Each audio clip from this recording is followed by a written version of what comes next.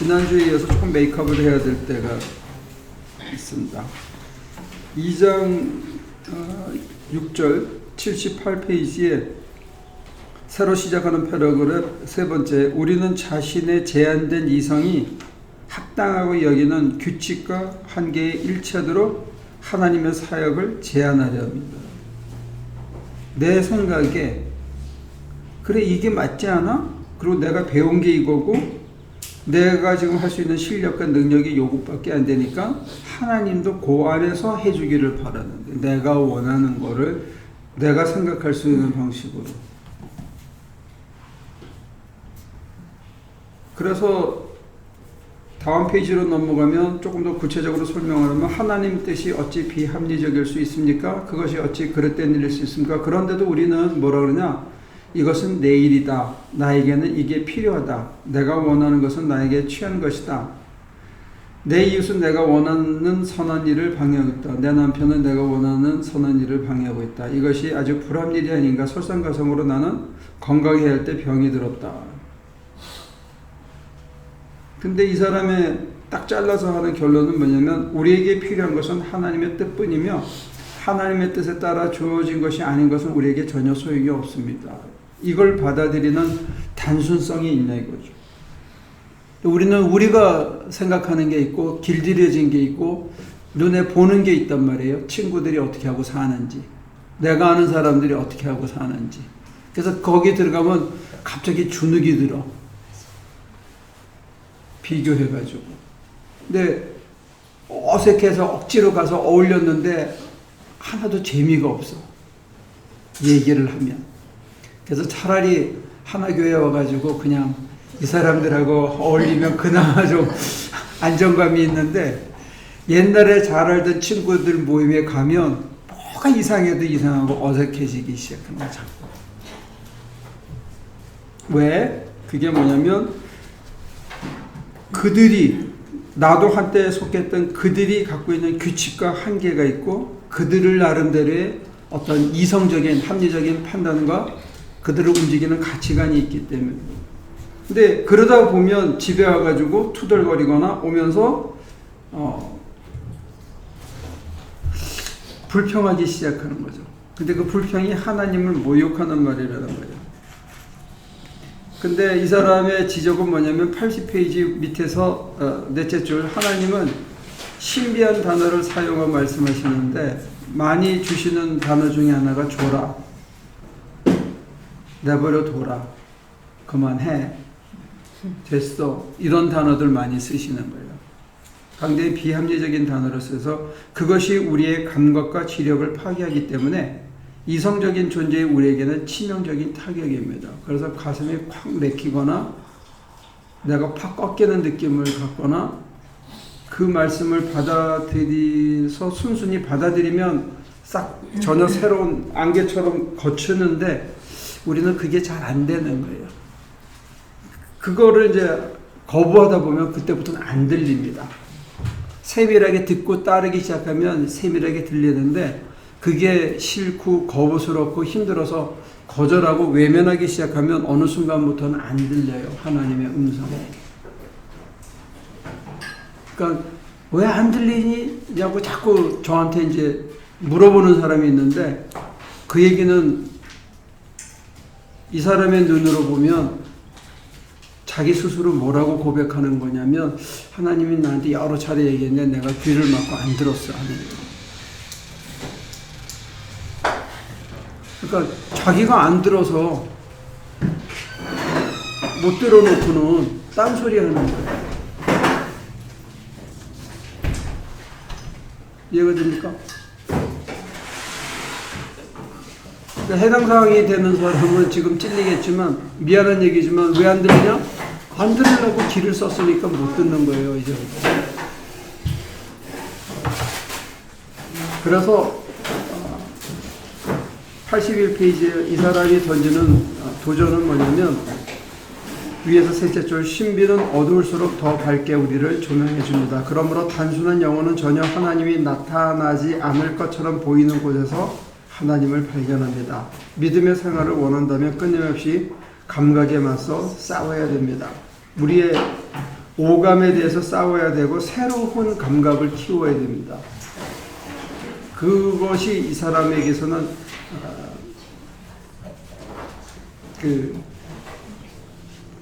단순성이라고 그러는데, 그래서 여기 81페이지 밑에서 6째 줄, 이성과 믿음 모든 피조물과 사건 안에 하나님의 사랑이 현존한다고 말해줍니다. 예수 그리스도와 교회도 하나님의 거룩한 몸과 피가 성찬 안에 현존한다고 가르쳐줍니다.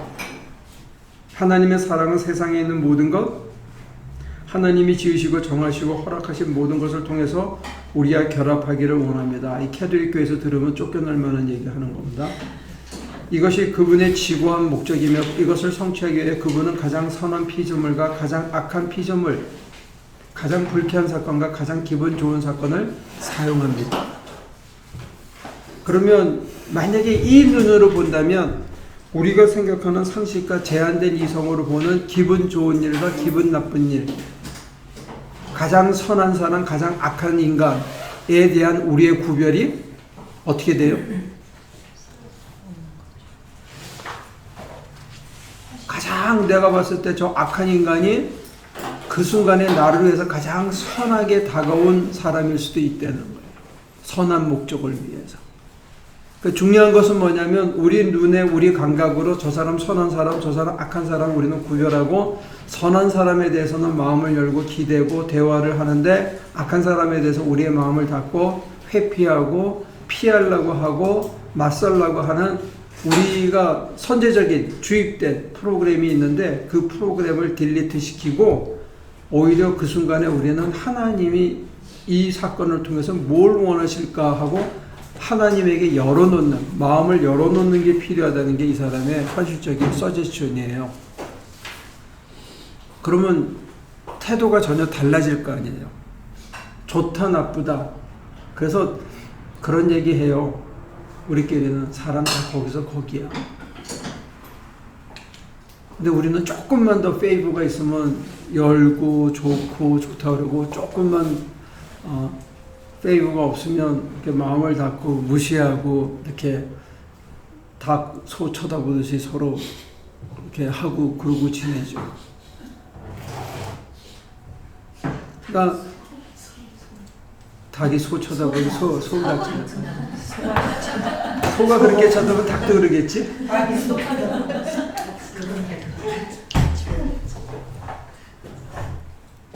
자, 그래서 선택된 수단이 불쾌한 것일수록 그것을 받아들이는 것이 우리에게 큰 공적이 됩니다. 그러므로 우리 삶의 모든 순간이 그분의 사랑과의 교제, 우리 영혼 안에서 하나님의 아들의 살과 피와 함께 받는 것과 비슷한 열매를 만들어낼 수 있습니다. 이 사람들은 성찬식을 신비한 교제, 신비한 연합으로 생각하기 때문에 성찬에 그만한 힘이 있다고 생각하는데, 지금 이 코사스는 성찬뿐만이 아니라 우리가 만나는 악한 일, 선한 일, 불쾌한 일, 기분 좋은 사건조차도 하나님과의 연합을 이루는 하나의 매개체가 된다는 거예요. 우리 삶의 모든 순간이 그분과의 사랑의 교제, 이걸 위한 거예요. 후자는 전자가 갖지 못하는 성내전적인 능력을 소유합니다. 그러나 우리는 전자를 더 자주 경험할 수 있으며, 그죠? 하루에 12번도 더 겪을 수 있습니다. 우리 교회는 성찬을 한 달에 한 번밖에 안 하는데,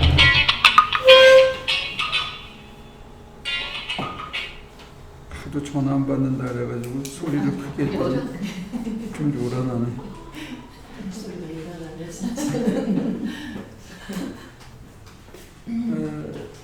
만약에 이 눈으로 본다면 저와 여러분들에게 일어나는 모든 사건과 모든 하루하루의 일이, 그게 뭐냐면 성내전적인 일에 참여하는 거라는 거예요.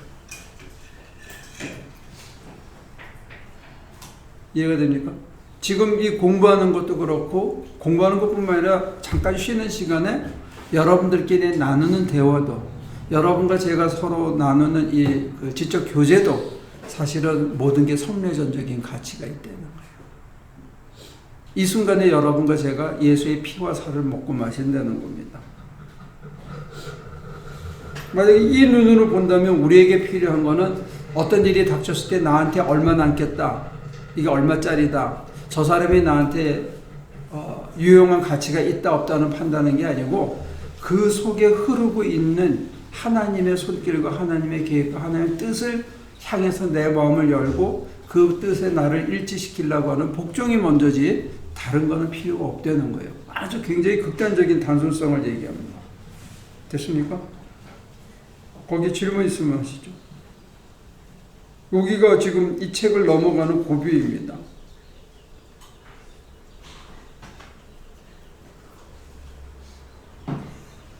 어떻게 할까요? 그냥 넘어가요? 아니면 뭐 조금 더 설명해 주실 거 없어요? 어떻게 얘기해야 되나? 특히 이제 지금까지의 우리 교회가 갖고 있던 신학은 예수 잘 믿으면 축복받고 죽은 다음에 천당 간다고 배웠잖아요. 예수 잘 믿으면 축복받는데 축복이 잘 안 와. 그러니까 이제 요즘은 설교가 바뀌었어요. 사는 게 좀 힘들다. 다 힘들다. 그리고 하나님은 여기를 통해서 우리가 인내를 쌓고 연단하고 믿음을 이기게 해야 된다. 그러고 나면 하나님께서 다 되돌려 줄 거다. 이제 이렇게 설교가 바뀌었어요. 근데 이 사람의 눈으로 보면 그런 설교는 아무 의미가 없는 거예요. 돌려줄 것도 없고 기대할 것도 없어. 왜? 지금이 하나님과 연합을 이루는 천국이기 때문에.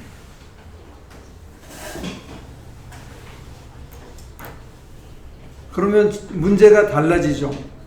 내가 지금 하나님을 느끼느냐 못 느끼느냐가 중요한 거고 그분의 뜻에 나를 온전히 개방해서 내가 따라감을 통해서 오는 신령한 하나님의 나라만이 줄 수 있는 신령한 영적 은사와 실질적인 삶의 변화를 내가 체험하고 인간이 변하고 있느냐 없느냐가 더 중요한 거지 이 모든 것들이 어떤 이 사람의 눈으로 보면 헛된 약속이에요. 거짓 약속일 수도 있는 거예요.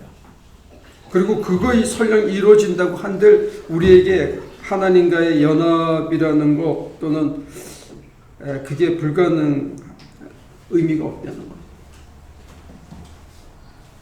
근데 진짜 이 책에서 가장 거룩한 사람은 매우 단순하다 그랬잖아요. 네.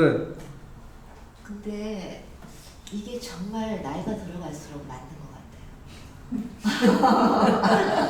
아직 그 나이 하기에는 여기 양로원에서는 조금 아니 왜냐면 내가 호텔에서 우리 가족이 막 같이 밥을 먹어도 서로 사랑하지 않으면 그게 너무 허망할 것 같거든요.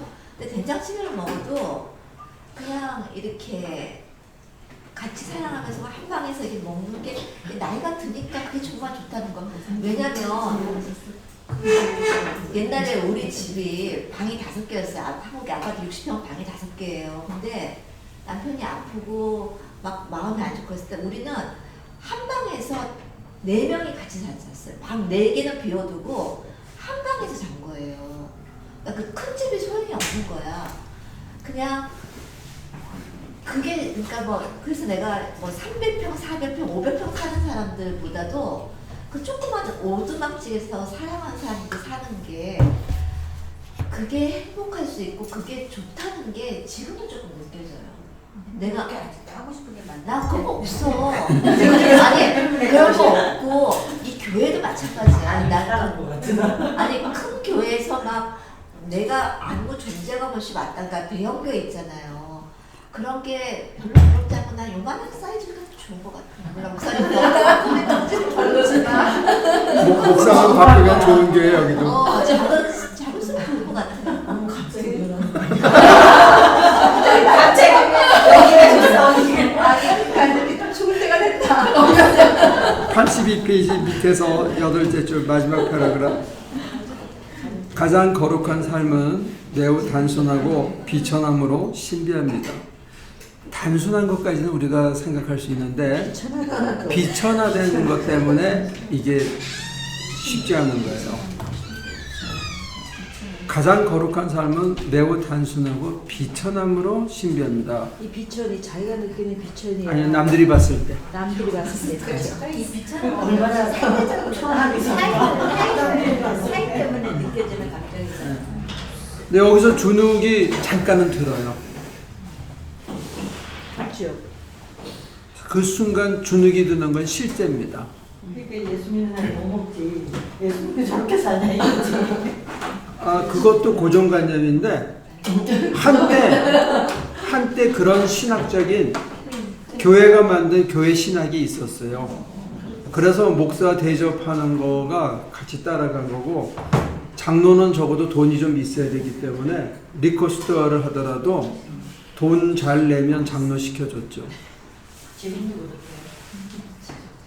그러니까 일단 장로는 어느 정도 재정적인 능력이 있어야 된다고 기본적으로 생각하고 대학도 나와야 되고 그런 어떤 눈에 보이지 않는 자격 조건이 있었죠. 그리고 예수 믿는 게 남한테 꿇어다니고 가난하게 찢어지게 가난하게 살면 사람들에게 덕이 안 된다고 생각하는 그런 시대가 있었죠. 그리고 그 잔재가 지금도 사실은 남아있죠. 알게 모르게. 근데 이제 이 책은 어떤 면에서는 뿌리에 관한 얘기를 하기 때문에 거룩한 삶은 매우 단순하고 비천함으로 신비합니다. 우리의 삶은 끝없이 즐거운 축제입니다. 비천 속에서 축제가 있는 거예요. 그런데 이제 요 말이 지금 제일 어려운 거 있어요. 하나님은 화려하지도 않고 요란하지도 않게 연약하고 어리석고 무가치한 것 밑에 감추어진 상태로 끊임없이 자신을 주시며 우리는 그분을 받습니다. 이게 일상의 평범한 속에서 드러나는 영적 깊이거든요. 하나님은 화려하지 않습니다. 쉬 해가지고 쫓아내고 손 얹으면 뻘떡뻘떡 일어나는 이런 영적 화려함이거나 어떤 기도하고 나면 그 다음날 돌아서서 팍 되는 그런 거 아니라는 거예요. 꾸준히 한 걸음 한 걸음 걸어가야만 하는 그것을 얘기하고 있어요. 그리고 내가 받은 은혜를 내가 누구를 도와준 거를 요란하게 두 번, 세 번 떠들고 그렇게 하지 않는 거예요. 그리고 연약하고 어리석하고 무가치하니까 스스로가 나를 생각했을 때 내가 연약하고 어리석고 정말 가치가 없기 때문에 나는 누구한테 기댈 수밖에 없다. 하나님에게만 기댈 수밖에 없는 거예요. 하나님에게만 기대니까 하나님이 저를 마음껏 오셔서 마음껏 충만하게 해요. 그래서 이게 아주 그 결정적인 그 단어를 썼는데 그분은 우리의 본성적인 느낌이 멸시하는 것, 우리의 인간적인 지혜가 거부하는 것을 선택하십니다. 이게 굉장한 패러독스입니다. 근데 이게 영적인 깊이가 있는 거죠. 우리는 쉽게 이건 아니다 하고 멸시하고 버리고 안 쳐다보려고 하고 이건 사소한 일이라고 생각하고 이거는 별로 더러운 일이라고 생각하고 내가 굳이 그걸 왜 힘들게 해야 되냐 하는데 그걸 통해서 하나님께서 우리의 한계를 넘어서게 하는 거예요. 우리 작은 매형이 그 시니어 프로 골퍼거든요. 미국 LPGA 뭐라 그러지? 시니어 그 프로 골프 선수인데 그러더라고요. 자기가 맨날 싱글을 쳤대. 근데 어느 날 갑자기 생각이 왜 꼭 팔을 이 뭐지 꼭 깃대 옆에 동그란 걸 뭐라 그래요? 그린. 왜 그걸 두 번에 올리냐 생각이 확 바뀌더래요. 그러니까 공식이 그린에 올리고 가까이 간 다음에 집어넣는 건데 생각을 확 바꾸니까 처음부터 깃대 근처에 때리게 되더래요. 그러니까 파가 줄더래. 그거는 장타를 치는 사람이나 여자들 중에서도 사유를 바꾸니까 결과가 달라지더라는 거예요. 성경을 읽으실 때 사유를 바꾸면 성경이 벌거벗기 시작합니다.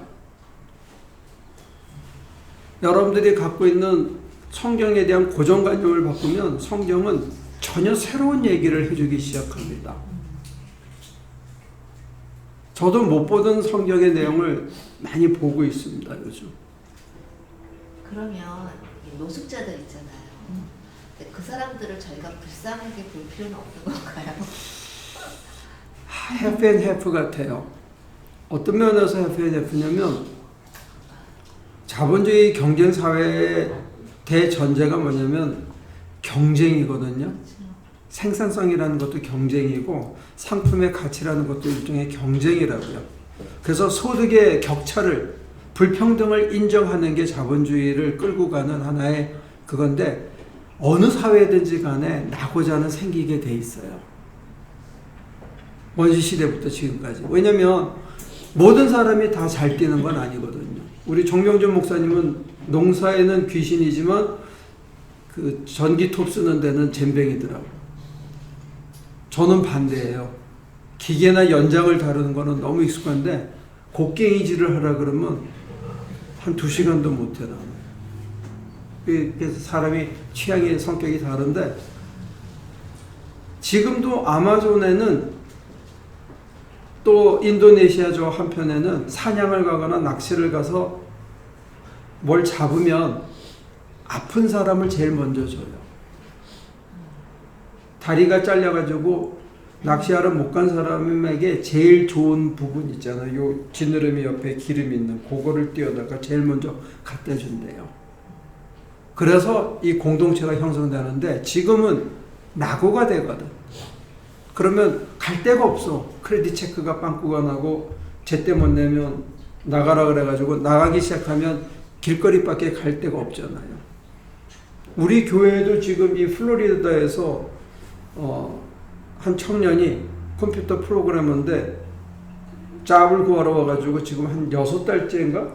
거의? 지난 겨울부터 여기 밴에서 자고 있어. 근데 내가 여기 안에 들어와서 자라고 그러다 앉아. 화장실만 쓰고 있어요.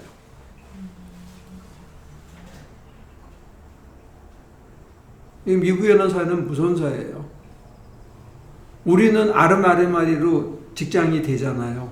누가 또 쫓겨나면 또 아르마리로 또 누가 어떻게 서 있는데, 얘네는 그게 없잖아. 레퍼런스가 있어야 되고 크레딧 체크해야 되고, 그래서 안 되면 잡을 못 구하니까 안 되는 거지. 우리처럼 캐시 받고 뭐 막일이라도 할 수 있는 그런 게 없단 말이에요. 그러면 쫓겨나는 거죠.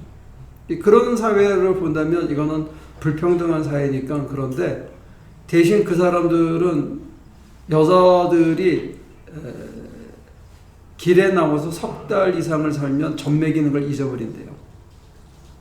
애를 낳고는. 그리고 포크질을 못해. 그런 얘기 못 들어봤어요? 유니언 레스큐 미션에 가면 그거를 가르쳐줘요. 그래서 3일은 잘 수 있어. 그 다음에 나가야 돼. 그런 식으로 돼 있고, 자기가 갱생 프로그램에 들어가겠다는 사람들은 갱생 프로그램에 넣어줘요. 그래서 거기서 묵을 수가 있어. 근데 거기서 봉사를 해야 되는데, 그래서 6개월, 1년이 지나면 독방까지 줘요. 그리고 그 사람들은 신원보증을 그 유니언 레스큐 미션에서 해서 잡을 갖게 해주는데, 그 점프 스타터를 해가지고 사회로 환원 확률이 10%가 안 된대. 줄 서는 거 싫어하고, 기다리는 거 힘들어하고, 규칙에 매여 있는 걸 뒤집어지는 사람들이 있는 거예요. 근데 그걸 인정하지 않는 사회거든. 규칙을 요구하고 규범을 지켜야 이 사회가 유지가 되기 때문에, 그러니까 이 사회 규범 자체가 그런 홈리스나 아웃캐스트를 만들어낼 수밖에 없는데, 만들어낸 사람에 대한 적극적인 보호가 없는 거죠. 그래서 G7에는 거의 6%에서 8%, 심한 데는 10%의 국민이 홈리스래요. 어마어마한 숫자이죠. 악한 거지 이거는 사실은.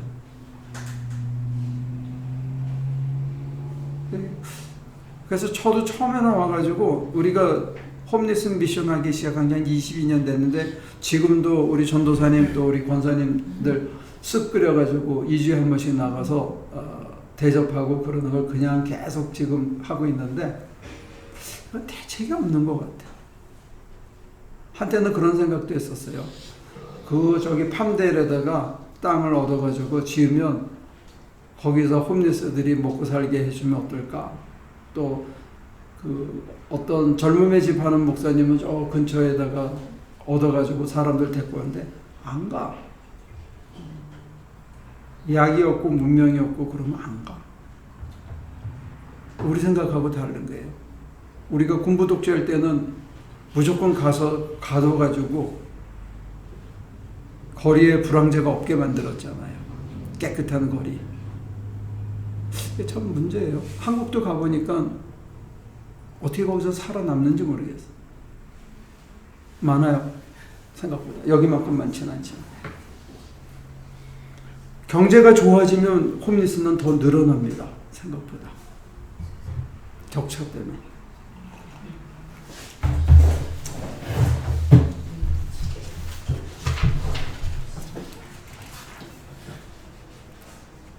자, 그 다음에 보면 83페이지에 하나님이 우리에게 보내시는 사람의 마음을 감동하게 하시기를 원한다면 경험을 통해서만 임하는 이 지식이 절대적으로 필요합니다. 겪고 행한 경험을 통해서 배운 것이 없으면 우리는 아무것도 완전하게 이해할 수 없습니다. 자기가 다 직접 겪어야 된다는 거예요. 짜잔한 사건들 속에서 깨달음을 얻어야 된다는 거죠. 이게 아주 독특합니다.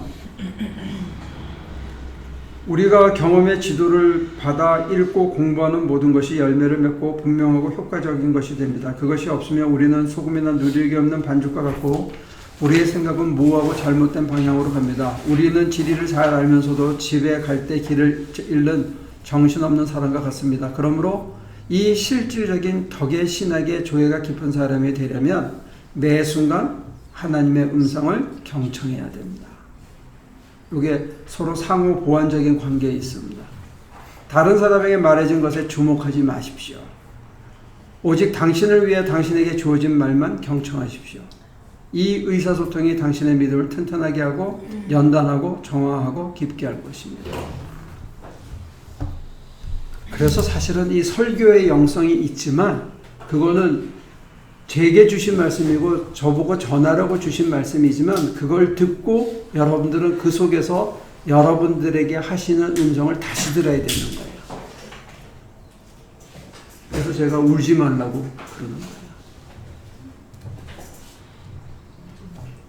설교 듣고 울지 말라고. 감정에 치우쳐 버리니까. 거기에 자기가 리크레이트하고 마니까 그 속에서 하나님의 음성을 다시 물어봐야 되는 거예요. 말씀하옵소서 제가 듣겠나이다. 그 모멘텀에.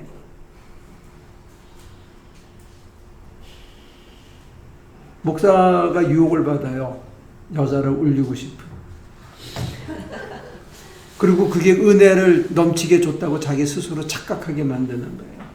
아멘 소리가 많으면. 여기 쏘으면 저도 죽고 여러분도 죽는 거예요. 그래서 여러분들이 아멘 할 때마다 난 속으로 그래. 마귀야 물러가.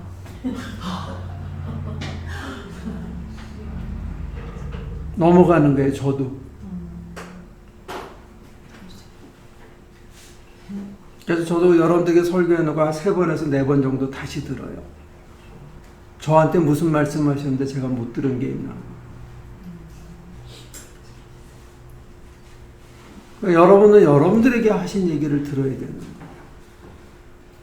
그 순간에 말씀을 전할 때도 저도 뭉클할 때가 있고 여러분들이 또 말씀을 들으면서 뭉클할 때가 있잖아요. 근데 그 뭉클한 걸 울고 그러고 그게 은혜 받은 게 아니라는 거예요. 그 순간에 나한테 따로 하시는 얘기가 또 있다는 그걸 경청해야 되는 거예요. 그래서 이 사람이 얘기하는 게 굉장히 실제적인 어드바이스라고 해요. 실천적인. 거기 질문 있습니까?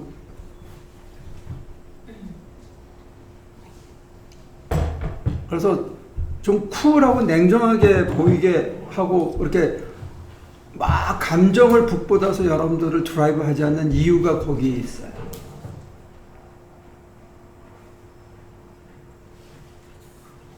설명이 제대로 됐는지 모르겠는데 이해가 됩니까? 눈물이 나오는데 어떻게 눈물이 나오는 걸 계속 울다 보면 자기 감정에 북받쳐서 서울음에 계속 울게 되는 거예요. 한풀이로 끝난다는 거예요. 그때 물어봐야 되는 거예요. 하나님, 이 감동을 제가 무엇을 하기를 원하시나이까? 저를 포기합니다. 당신 앞에 나를 내려놓습니다. 이런 자세가 필요하다는 걸 얘기해 주는 거예요. 소위 휘장이 찢어졌잖아요. 그럼 거기서 계속 울면서 서러움에 계속 울지 말고 찢어진 상태에서 내 가슴을 열고 하나님을 모신다는. 어떤 사람은 그 순간 말씀을 듣다가 또 말씀을 또 하신 거죠, 하나님이. 그렇죠. 그렇게 오는 분도 계시겠죠. 근데 그 말씀이 열매는 뭐로 드러나냐면 행동의 변화로 드러나는 거예요. 생각의 변화와 행동의 변화로 드러난다는 거예요. 그리고 그 말씀은 나중에 따로 나오겠지만 그 다음날 잊어버려야 돼. 그거 울켜먹고 산삼 딸이면 2번만 울켜먹거든. 근데 여러분들은 무받은 주제에 20년을 울켜먹는 거야. 옛날 그 은혜, 과거에 묶여있단 말이야. 은혜는 매일 받아야 되는 게 매일. 매일 새롭게. 그러니까 영양분이 없으니까 누가 그러더라고요. 사막에서 자란 나무는 물이 없으니까 이걸 자기를 보호하기 위해서 잎이 쪼그라들어서 가시가 된대. 근데 우리 지금 이 풀을 깎고 나무를 자르면서 느낀 거는 여기도 건조하고 물이 없으니까 나무가 전부 비비 꼬였어. 비틀어지고 꼬여야 있다고. 쭉쭉 벼라질 않고 밑에서부터 막 정신없이 누가 손을 대주지 않으니까. 그래서 우리는 다 하나님한테 핑계를 대요. 하나님이. 그래서 어떤 정원사가 그랬어. 하나님이 다 하신다 그러니까 맞아요. 근데 여러분들이 하나님 혼자서 이 정원을 가꿨을 때 모습을 보셨다면 그런 소리 안 한다는 거예요. 정원사의 손길이 있어야 이게 이쁘게 우리 눈에 이쁘게 되지. 하나님 혼자 계시면 엉망진창이야. 지 맘대로 자라가지고. 근데 하나님께서 마구 자라게 한 것 중에 우리가 놓치는 게 뭐냐면 이 손가락, 새끼손가락에 반절보다 작은 꽃이 얼마나 많이 핀지가 잘 안 보이더라고요. 차 타고 지나가면. 이게 잔디를 깎으면서 들어가니까 노란 꽃, 이 자주색 꽃, 요만한 꽃들이 얼마나 많이 폈는지 몰라. 그러니까 또 아름다움인데 놓치고 살았죠. 그러니까 2가지가 다 있습니다. 인위적으로 가꾸고 해서 눈에 보이게 그럴듯하게 해서 요즘은 뭐 복숭아도 이만하잖아. 옛날에는 조금 했는데 사과도 뭐 얼마나 크고 단지 몰라. 안 단 사과가 없어. 근데 그게 몸에 좋은지 그건 아무도 모릅니다. 자,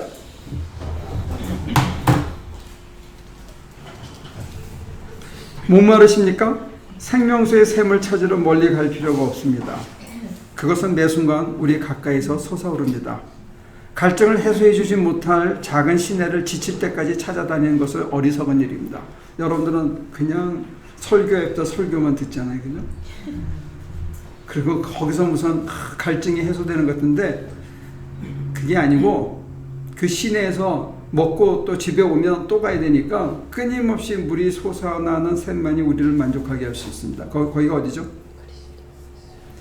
선지자와 사도들의 성인들처럼 생각하고 글을 쓰고 살기를 원하십니까? 그렇다면 그들처럼 하나님의 감동하심에 복종하십시오. 어디서?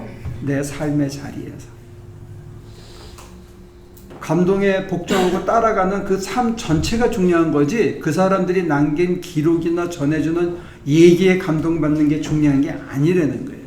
그들의 이야기를 읽는 거는 내가 감동받기 위한 하나의 수단이고 자극제고 하나의 가이드라인이에요.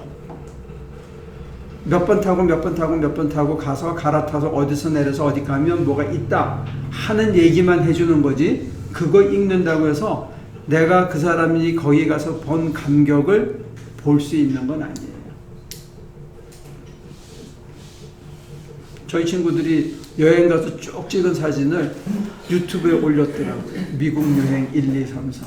야, 잘 찍었어 사진을. 나도 못 가본 데를 데려다 찍어놨더라고요. 근데 하다못해 유튜브라도 봐야 아 이렇게 생겼구나 하는 거지 남의 얘기만 듣고 아 좋았다 그 얘기 갖고 되는 게 아니다. 근데 외람되게도 여러분들은 목사님의 설교에 감동받고 거기서 끝. 그러면 재생산이 안 되는 거예요. 그러면 뭐가 문제냐? 여러분들을 치는 유혹이나 어떤 시험이나 좌절이 오면 그 자리에서 무너져 버리는 거예요. 그걸 이기고 치고 나갈 능력이 없는 거예요. 내게 안 됐기 때문에. 됐습니까? 자기께 돼야 된다는 거예요. 근데 여기서 더 중요한 거는 그게 자기께 돼야 되는 것뿐만이 아니고 매일 자기 일상에서 감동이 나와서 자기 심장에서 옹달샘처럼 샘물이 나와서 사는데 갈증이 없어야 돼. 누구 때문에? 하나님 때문에. 그러니까 여러분들 속에 사는 게 갈증이 있으면 문제가 확실히 있는 겁니다. 됐습니까? 그러니까 그 갈증을 해소하기 위해서 좋은 책, 위인전, 뭐 계속 좋다는 설교는 다 보고 해도 갈증은 해소되지 않는다. 목만 죽이는 거지. 자, 넘어갑니다.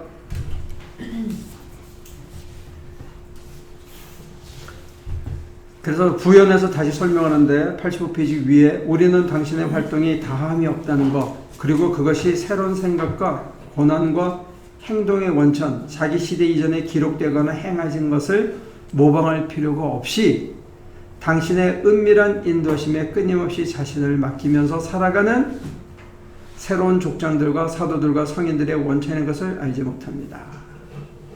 항상 초대 시대와 성인들 시대에 대한 이야기를 듣지 당신의 은밀한 인도심에 끊임없이 자기를 맡기고 살아가는 그게 더 중요하다는 거예요.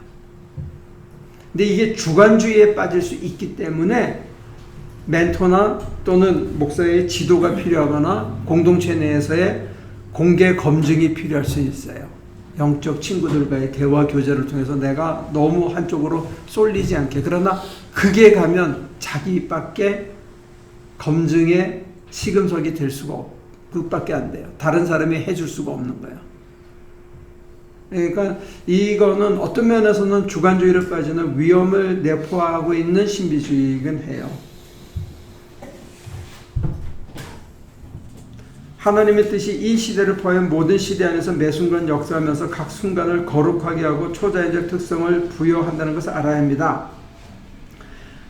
옛날에 하나님의 뜻에 자신을 맡기는 비밀 방법이 있었다고 상상할 수 있습니까? 초대 시대의 성인들이 순간순간 하나님의 뜻에 복종한 것 외에 다른 비결을 가지고 있었습니까? 아니라는 거예요. 그래서 내려가면 밑에 셋째 줄은 매사에 당신을 영접함으로써 당신이 원하는 존재가 될 것입니다. 나는 조상들의 옛길을 따름으로써 조명을 받을 것이며 그들처럼 생각하고 말할 것입니다. 이런 식으로 그들을 모방하고 인용하고 본받으려고 합니다.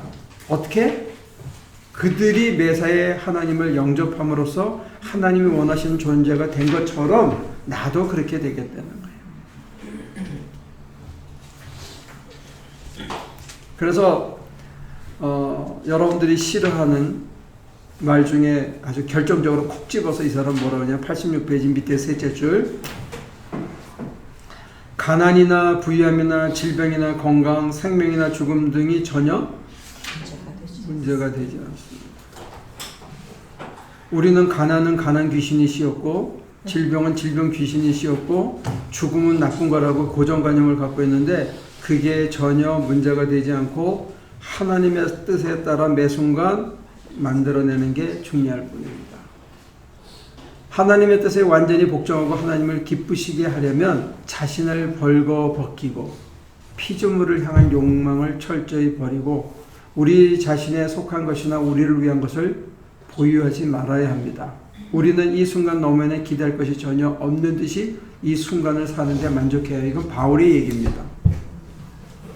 없는 자처럼 모든 것을 잃어버린 것처럼 모든 것을 가지지 않은 것처럼 그리스도 외에는 아무것도 소유하지 않고 사는 삶에 대한 얘기를 하는데 이 사람은 조금 다른 언어를 쓴 거 있죠. 자신을 벌거벗기고 피조물에 대한 욕망을 철저히 버리고 자신에게 속한 것이나 우리를 위한 것을 보유하지 말아야 합니다. 사유물이 없어야 된다는 얘기를 하는 거죠. 그 얘기는 뭐냐면 자기 은행에 통장에 돈이 많이 있을 수 있습니다. 그러나 적어도 내 의식은 잠시 보관하고 있고 원하시면 언제든지 내놓을 수 있고 하는 그게 마음으로도 그렇고 실제로 실천도 된다면 얼마를 많이 자기 통장에 갖고 있느냐 그건 별 의미가 없습니다.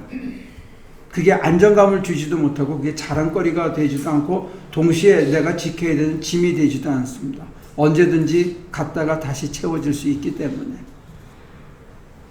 그랬더니 정봉수 목사님이 저한테는 돈을 안 맡긴다 그러더라고요.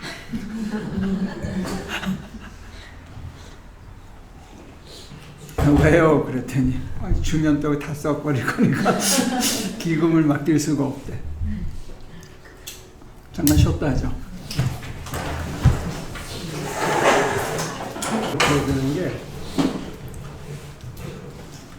87페이지 밑에서 7째 줄에 보면 매 순간 하나님이 지으시는 것은 하나의 사물에 의해 표현되는 거룩한 생각이며 따라서 이 모든 것들은 하나님께서 자기의 소원을 알리시는데 사용되는 이름이요 단어들이기 때문입니다.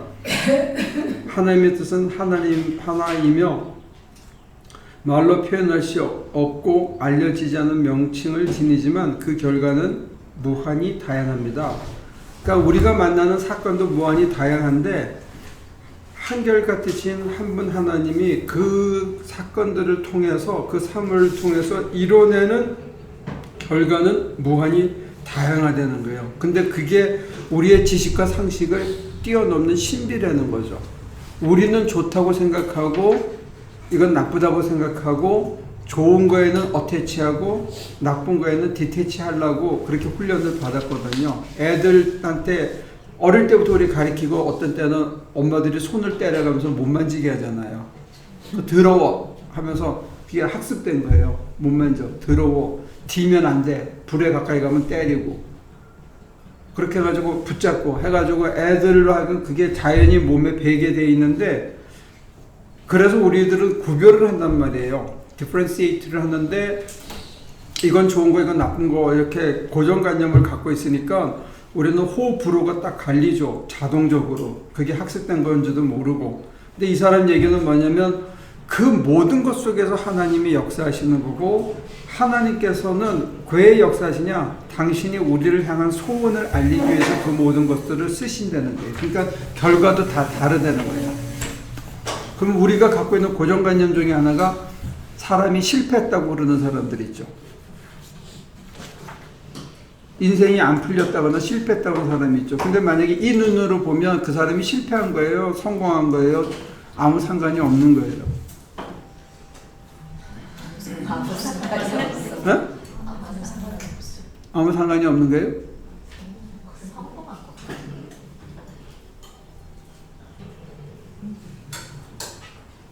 성공한 건가? 아무도 몰라요. 하나님의 뜻에 실패했으면 성공한 거고. 그때 달라요. 그러니까 우리의 잣대와 우리의 눈을 바꾸지 않고는 우리는 알 수가 없다는 거예요. 그러니까 기존에 갖고 있던 눈과 잣대를 포기하는 것이 자기 포기의 한 과정이에요. 우리의 고정관념을 깨야만 우리가 어디로 인도하시든지 따라갈 수 있게 되는 거예요. 뭘 주든지 받는 게 성공한 거예요. 하나님 실패가 없으시는 분이기 때문에 네. 모든 게 하나님의 그러니까 좋고 나쁜 걸 떠나서 모든 게 하나님의 뜻이라 그러면 우리의 입장에서 다 성공한 거죠. 실패도. 그러니까 성공과 실패를 가늠하는 게 얼마나 내가 성실히 나를 개방하고 따라갔느냐가 성공이고 조금의 주저함이 있거나 꺾임이 있거나 물타기가 있었으면 실패한 거예요. 실패라기보다는 완전한 성공에 이르지 못한 상태가 되는 거죠. 잣대가 달라지는 거예요. 그러니까 많은 성인들 중에서 가장 가난하게 살았던 사람 중에 하나가 바울이거든요. 물질로 보면 그 사람은 실패한 사람이잖아요. 그리고 자기가 학벌이 있는데 학벌로는 하나도 성공하지 못했잖아요. 그렇지만 그 학벌은 다 꺾였는데 그 사람만큼 주옥 같은 영적 지혜를 남기는데 하나님이 사용하기에 주저하지 않았던 인물도 드물거든요. 바울이 공부했던 모든 지식은 거의 제로로 된 거거든요. 그 바닥에서는 랍비로서는. 그렇지만 그가 받았던 랍비 교육의 모든 것들을 로마서를 쓰는데 갈라디아를 쓰는데 다 활용하셨단 말이에요. 그러면 그 사람이 성공한 거냐 실패한 거냐? 그러면 잣대가 달라지는 거하고 잣대라는 것 자체가 아예 없어지는 거하고 다른 점은 뭐죠? 하나님만이 잣대가 되는 거예요. 우리가 지금 갖고 있던 잣대가 있었잖아요. 근데 어설프게라도 새로운 잣대를 만들어서 거기에 맞춰서 우리를 이제 하는 거는 하나의 수단이고 과정으로서 필요한 지침인데 진짜 하나님, 그러니까 이 사람은 둘로 나눠요. 하나님 안에 사는 거하고 내가 하나님 안에 사는 거. 하나님 안에 살 때는 우리가 그런 수단이 필요해, 보조적으로. 그런데 하나님이 우리 안에 살 때는 순간순간 즉자적인 반응 외에는 필요한 게 없는 거예요.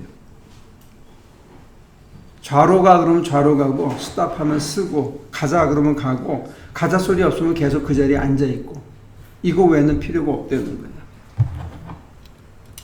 그러니까 하나님이 내 안에 살면 하나님만이 잣대인 거예요.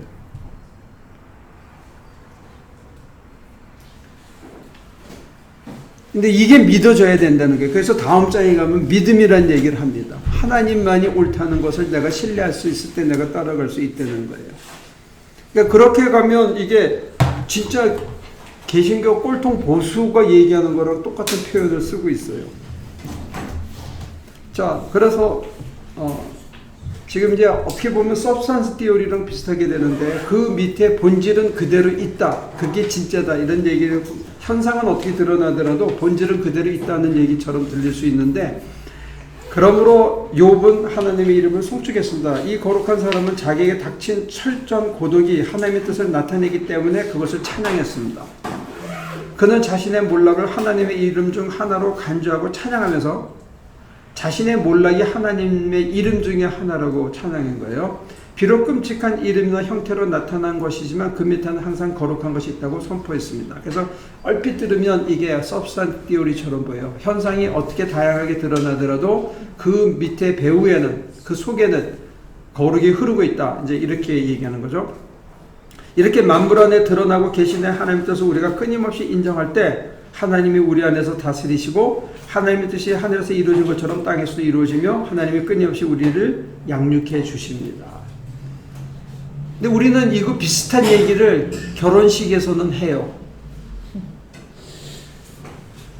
가난할 때나 부할 때나 건강할 때나 병들었을 때나 뭐 슬플 때나 기쁠 때나 한결같이 이 사람을 맞아서 사랑하고 같이 가겠냐? 예! 얼마나 우렁차게 얘기하는지 몰라. 요 얼마 전에도 내가 결혼식을 갔는데 팔러스 버디스의 어떤 조그만 교회에서 둘이서 신나게 웃으면서 대답들 잘하더라고. 근데 진짜 그럴까? 모르지. 네? 자신을 하나님의 뜻에 완전히 맡긴다는 것의 의미가 예수 그리스도께서 가르쳐 주신 기도 안에 포함되어 있습니다. 기도는 하는데 순종은 안 하는 거예요. 그래서 하나님의 넘어가면 단순한 영혼으로 넷째 줄 단순한 영혼은 그 영혼의 깊은 곳에 이런 방법으로 하나님을 송축하는 부름을 받았습니다. 그러나 하나님께서 너무 많은 것을 주시기 때문에 그에 대처할 수 없으므로 그들은 자신이 원하는 만큼만이 하나님을 찬양할 수 없다고 불평합니다. 하나님의 지혜는 은밀하게 작용하면서 감각을 무력하게 만들고 마음속에 보화를 넣어줍니다. 그리하여 보화는 흘러넘치고 감각은 비워지고 고갈됩니다. 그래서 미워하는 사람이 점점 줄게 됩니다. 내가 생각하고 미워하고 저 사람 틀렸다고 얘기했던 게 안 맞아.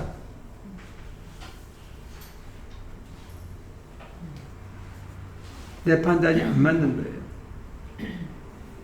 지금 순간 내린 판단이 며칠 지나면 전혀 다른 것이 될 수 있기 때문에 사실은 판단을 유보하고 사는 거예요. 판단을 내리지 않고 그 순간에 그냥 충실하게 그냥 살아가는 겁니다. 그래서 아까 어태치, 디태치라는 얘기를 잠깐 드렸는데 어태치라는 거는 내가 뭐에 붙이는 거가 어태치고 디태치는 뭐로부터 떨어지는 게 디태치거든요. 그래서 불교에서는 디태치를 많이 가리켜요. 거리를 두라. 분별하는 것 자체가 이게 허상이다 라는 식으로 가리켜요. 좋고 나쁘고 싫고 아프고 안 아프고 고통이고 즐거움이고 이 모든 것으로부터 디태치하고 그게 허상이기 때문에 뒤로 가라 그러고, 이 사람은 어떤 면에서는 어태치 쪽에 더 가까울 수도 있어요. 이것을 이제 긍정적인 표현으로 쓰는 건데, 우리 눈에 화려하게 좋아 보이고 슬퍼 보이고 괴롭고 하는 그 모든 구별이 우리 눈에 있는데, 그 모든 것 속에 하나님이 역사하셔서 우리를 이끌어 가신다는 거예요. 그럼 우리의 판단을 결국은 무력하게 만든다는 거죠. 그럼 자기가 자기를 신뢰하지 않게 되는 거예요. 근데 현실적으로는 내가 나를 신뢰하지 않으려면 어떤 것을 하나님이 통과하게 하실까요?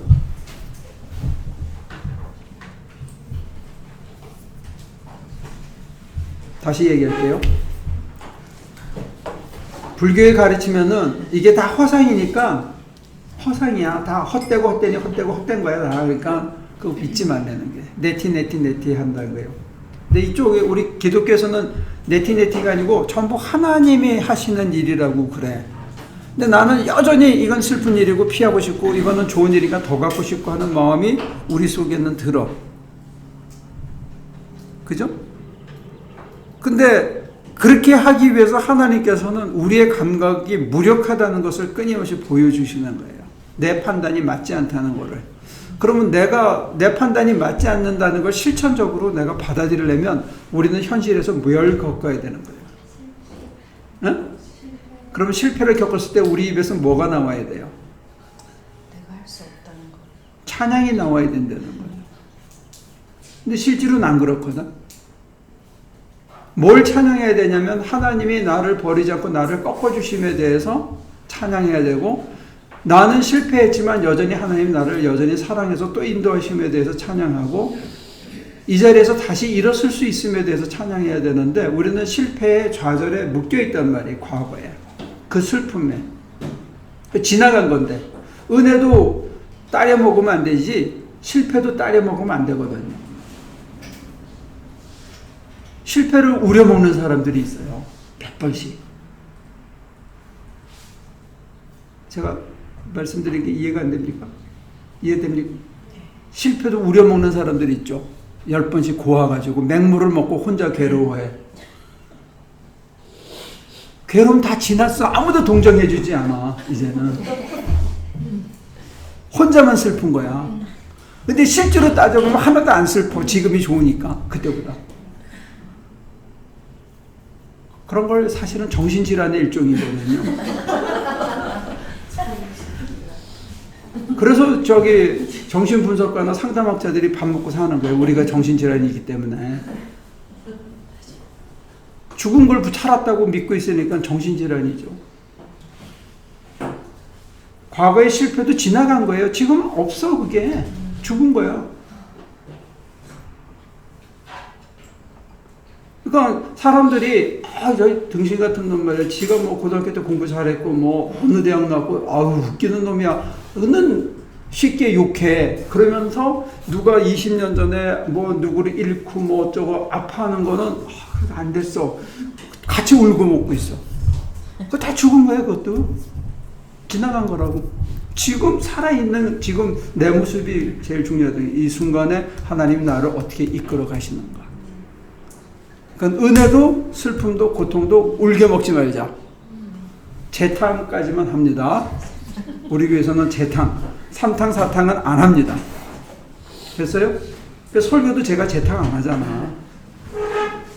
똑같은 설교 안 하려고 길을 쓰지 않아요. 늘 새로운 거 하기도 바쁜데 뭐 옛날에 했던 걸 뭐하러 또 해. 그건 저기 CD에 있으니까 알아서 들으세요. 됐죠? 자.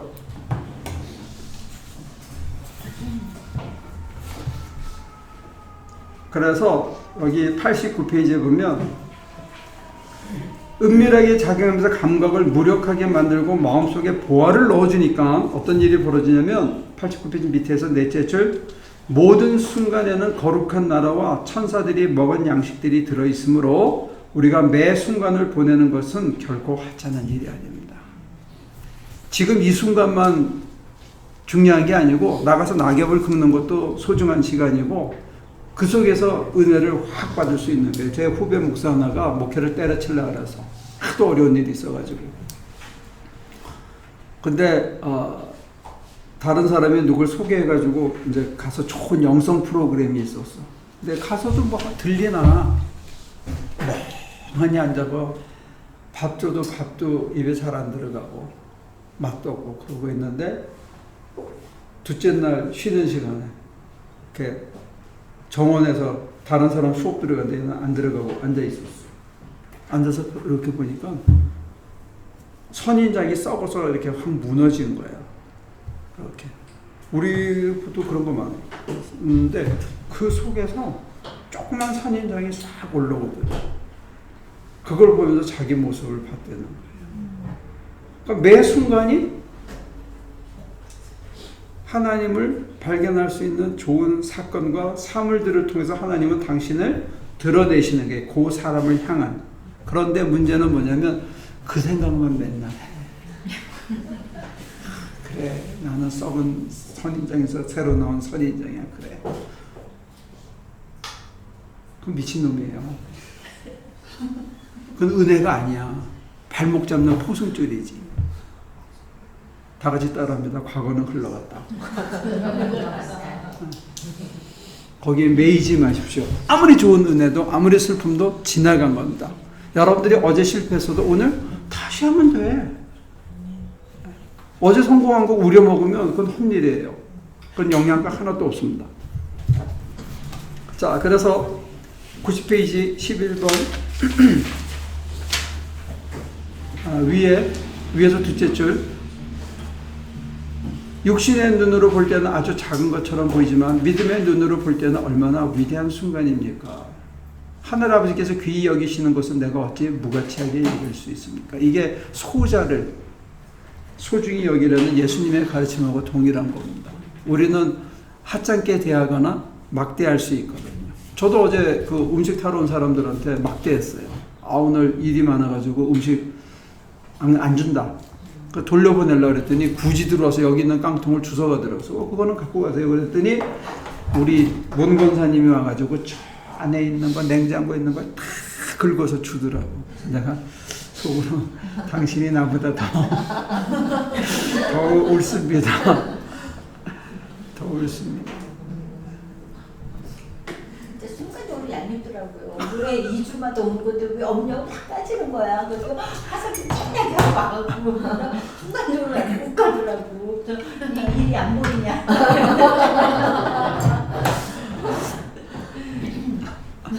근데 우리 문건사님이 나를 부끄럽게 만들었어. 자, 아주 육신의 눈으로 볼 때는 사소한 작은 순간인데 그 순간에 하나님은 당신을 드러내고 당신이 내게 기대하시는 게 뭔지를 일러주시는 거예요. 난 네가 이만한 사람이 되기를 바란다. 만약에 그 순간에 우리 나곤사나 제가 그런 마음이 하나도 없이 정말 미안해요 그러고 막 들어가서 주워다가 하나라도 줬으면 우리는 조금씩 천사가 됐을지도 모르지. 그치? 그러면서 우리를 깨닫게 해주고 부끄럽게 하면서 또 분발시키게 해주고 모든 일어나는 지나는 우연과 같은 그런 모든 사건 하나하나가 사실은 하나님께서 우리를 다듬어가는 사건이라는 거예요. 그러니까 신앙의 표대나 목적이 데스티네이션이 최종 목적지가 달라지는 거죠. 네? 옛날에는 그 기차가 삼천포에서 갈라졌어요. 무슨 얘기인지 아세요? 경부선이 서울에서 타면 삼천포에서 이게 어디죠? 밀양이 안 가요. 어디서 이렇게 쭉 가면 부산으로 바로 가고 어디서 타면 이게 삼천포 가는 차야. 기차가. 거기서 잘 갈아타야 돼요. 그러니까 우리가 인생을 지금까지는 계속 목표를 어디다 뒀냐? 축복에 뒀거든? 지금도? 근데 이 사람이 서제스하는 것은 축복이 아니라고요. 거룩이고 하나님과의 연합이에요. 하나님의 뜻에 나를 일치시키는 게 우리들의 최종 목표예요. 거기 가는 차를 타고 있어야 거기 가는 거예요. 그게 잊혀지면 안 될 겁니다. 그래서 밑에서 다섯째 줄 90페이지 영혼과 하나님과의 단순하고 솔직한 연합을 방해할 경우에는 해롭습니다. 예수님이 우리의 주인이시건만 우리는 그분에게 충분한 주의를 기울이지 않고 있습니다. 그분은 모든 심령의 생명의 말씀, 우리 각 사람에게 필요한 말씀을 하시지만 우리는 그 말씀에 귀를 기울이지 않습니다. 우리는 그분이 사람들에게 하신 말씀을 알고 싶어 하면서도 정작 우리에게 하시는 말씀에는 귀를 기울이지 않습니다. 아주 날카롭게 얘기하죠. 우리 목사님이 듣고 대신 가르쳐주면 얼마나 좋을까 이렇게 생각합니다. 그런 거 쉽다고 생각하는 건 안 맞아요. 여러분들 기대하지 마십시오. 목사가 그렇게 신령하지 않습니다. 내 거 하기도 바쁜데 여러분들 거까지 어떻게 해줍니까? 기대하지 마시고 여러분들의 것을 찾으십시오.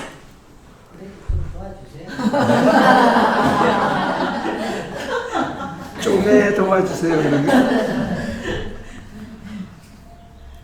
그래서 밑에서 위에서 그 열째 줄에 보면 주저함 없이 그 활동에 자신을 맡기고 그것을 사랑하고 경모하는 영혼에게 힘차게 하나님은 자신을 제공합니다. 그래서 여러분들 중에는 또 불이 붙어가지고 이렇게 얘기하는 사람도 있어요. 하나님 위해서 죽을 수 있으면 좋겠다고 말합니다. 그런 식으로 끝나는 삶이나 강력한 행동에서 기쁨을 발견하려 합니다. 당신은 모든 것을 잃고 모든 사람에게 버림을 받아 죽으며 사람들 위해 목숨 버리기를 갈망합니다. 그러나 주님, 나는 오직 당신의 뜻만 찬양합니다. 그 뜻에 대한 순종이 순교와 엄격함과 이웃의 사랑에 기쁨을 줍니다. 나는 주님의 뜻만으로 충분하며 그 뜻이 정하신 대로 기쁘게 살다가 죽겠습니다. 가늘고 찔기게 살라 그러면 다른 유혹이 있더라도 가늘고 찔기게 삽니다. 나는 그 뜻이 행하는 것과 상관없이 그 뜻에 만족하고 거기서 기쁨을 느낍니다. 그 앞에다가 잔잔한이라고 해도 괜찮습니다. 그 때문에 나는 일평생 천국에서 사는 것 같습니다. 나의 순간순간은 주님의 활동의 일부이며 살든지 죽든지 이보다 더 큰 행복을 알지 못합니다. 여기 굉장히 중요한 파트입니다. 신앙에 불이 붙으면 막 선교사가 돼서 자기를 다 주고 거기서 박해를 받아서 죽고 싶다 이렇게 하는 게 주를 위한 길이라고 생각하거나 막 미쳐가지고 날뛰고 싶어하고 불이 붙어서 하는데 그런 거 아니라는 거예요. 그래서 여기가 굉장히 차가워요. 우리에게 불을 지르면서도 이 차가운 불을 지릅니다. 요 말을 이해가 됩니까? 그래서 일상이 중요한 거예요. 매일이. 소소한 매일매일의 시간, 순간순간이 중요하고 그 순간순간 하나님의 인도하심을 알아들을 수 있는, 경청할 수 있는 열린 자세가 중요하고 열린 자세 속에서 예민하게 듣고 따라가는 것, 그 이상 그 이하도 없다. 아주 단순한 거를 얘기하고 있어요. 그게 연합이라는 거죠. 자, 그래서 그 다음 페이지에 보면 주님 은혜 시냇물을 주십시오. 92페이지 새로 시작하는 패러그래프. 그리하면 이제는 책이나 성인들의 삶이나 과장된 철학의 좁은 범주 안에서 주님을 찾으려고 노력하지 않을 것입니다. 이런 것들은 우리 모두를 덮고 흐르는 큰 바다의 물방울에 불과합니다. 하나님 활동은 모든 것을 꿰뚫고 움직이며 다른 모든 것은 그 안에서 사라지는 파편들에 불과합니다. 이제 나는 영적인 글에서 하나님 뜻을 찾으려 하지 않겠습니다. 영혼의 양식을 얻기 위해 이집저집 구걸하며 다니지 않으며 또 피조물에게 무엇을 구하려 하지도 않겠습니다. 피조물이 우리들에게 행복감을 주지는 않습니다. 궁극적으로. 자, 그래서 93페이지 부연 설명인데 위에서 8째 줄 하나님은 나에게 먹을 빵을 주시며 씻을 비누를 주시고 정화의 불을 주시며 나의 인간적인 형태를 하늘나라에 맞게 만드는 필요한 끈을 주십니다. 이 끈이라는 단어 굉장히 중요합니다. 하나님은 나에게 필요한 모든 것을 주십니다. 그러면 모두 주신다는 거예요. 끈이 뭔지 모르는 사람. 끈이 뭐냐면 옛날에는 좀 문자 같은데 저기 옆에 보면 경첩이 보이죠? 저기 경첩을 거기다가 딱 맞추려면 요만큼을 따내야 돼요. 요만큼을. 그래서 망치로 쳐가지고 이렇게 따내요. 그 나무를 생나무로건. 그래서 따내려고 그러면 요 사각형 끝을 끌로 콕콕콕콕 찍어요. 콕콕콕콕 찍어가지고 그 다음에 요만한 깊이로 미리 찍은 다음에 그거를 이제 조금씩 쳐서 깎아내는 거야. 그래서 맨 나중에는 요만큼을 조금씩 파낸 다음에 울퉁불퉁한 것을 끌로 살살 밀어가지고 반듯하게 만들어. 그래서 그 홈에 저 쇠 경첩이 쏙 들어가게 해요. 그게 끌이에요.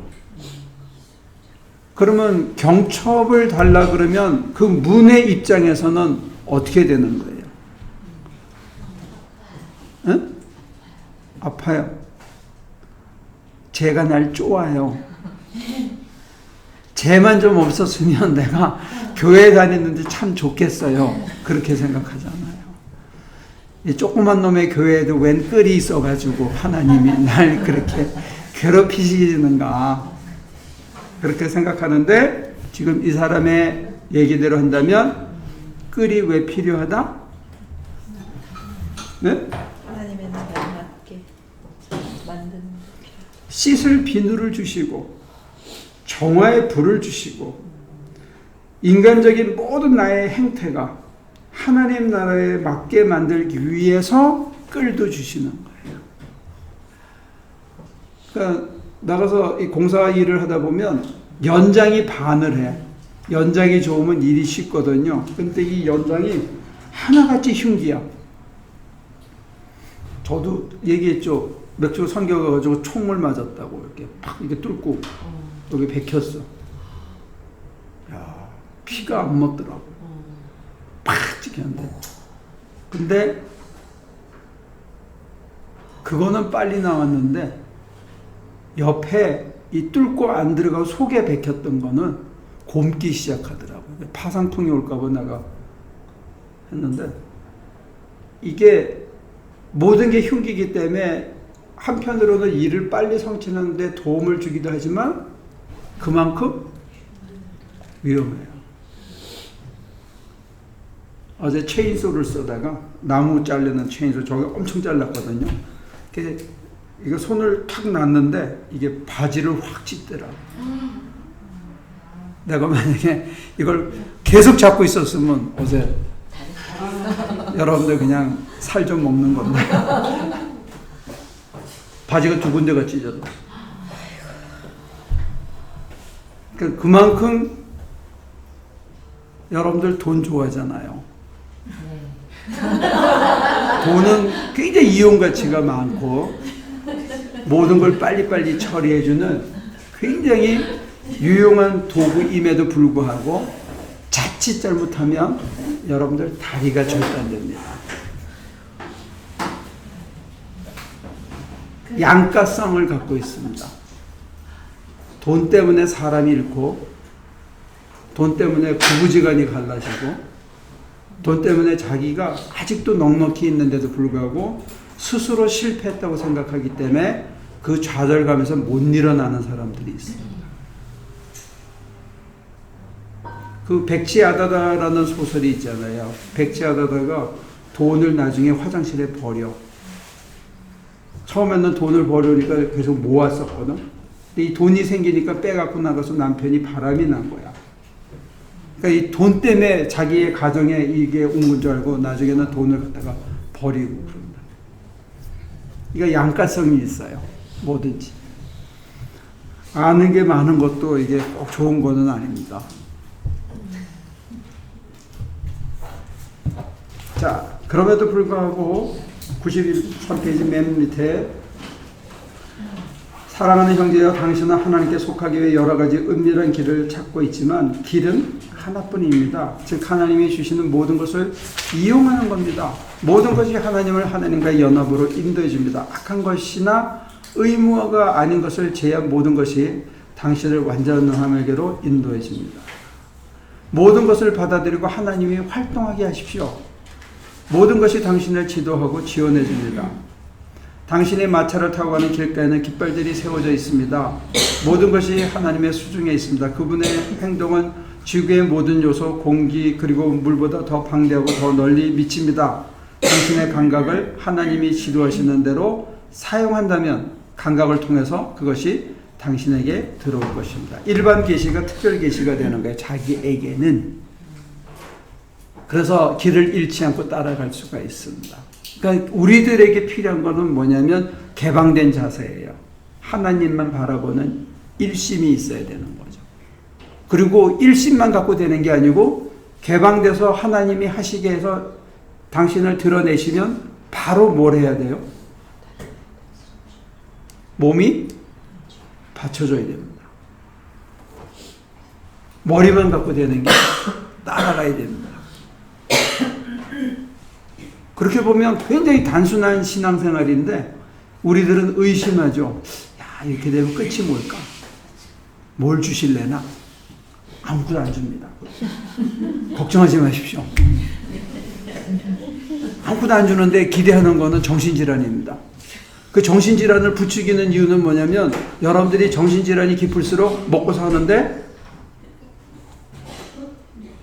상담가들은 고액의 수입을 받을 수가 있거든요.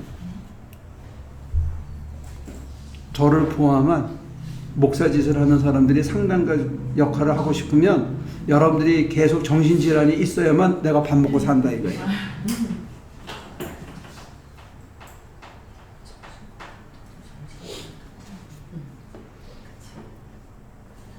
하나님이 뭘 해줄 거라고 기대하는 거가 정신질환이라는 걸 얘기하는 거예요.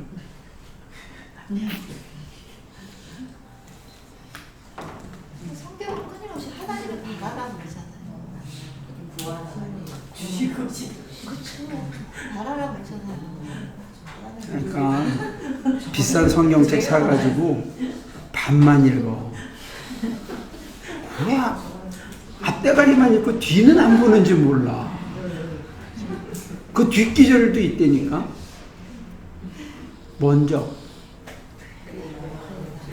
그래 다 안 해. 후히 더하여 주실 것이고 한날의 걱정은 그날의 조카다. 뭘 먹을까 뭘 입을까 이건 이방인들이나 구하는 거다. 성경책 비싼 거 샀으면 끝까지 봐요. 끝까지 반만 보지 말고. 그래서 좋은 걸 선택하는 것도 내 선택이니까. 그게 다 허망한 거라고 지금 이 책은 계속 얘기해 주는 거야. 그 감각을 무시하거나 감각을 꺾기 위해서 감각이 잘못되는 것을 깨우쳐주기 위해서 하나님께서 끈을 사용하신대. 내 판단이 잘못되다는 걸 스스로 인정하고 받아들이고 가기 위해서 하나님이 끈을 사용하신다는 거예요. 내게 고통을 주시고 실패를 주시고 좌절을 주셔서 내가 항복하게 만드는 거야. 내가 나를 의지하지 않게 하는 거예요. 더 이상은 내가 나를 신뢰할 수가 없기 때문에 스스로 내려놓을 수밖에 없는 자리로 이끌어 가시는 거예요. 내가 나를 신뢰하고 나를 기쁘게 하려고 했던 모든 것들이 내게 아무런 도움이 안 된다는 걸 어느 벽에 가서 받아들여야 그 다음에 진실로 하나님을 내가 받아들일 수 있게 되는 거죠. 그래서 그게 각자의 경험이 중요하다는 거예요. 들은 얘기만 갖고는 안 돼. 들은 얘기는 하나의 깃발에 불과하고 그 깃발을 따라서 그 마차를 타고 쭉 목적지를 가는 동안에 내가 그거를 알아야 된다는 거예요.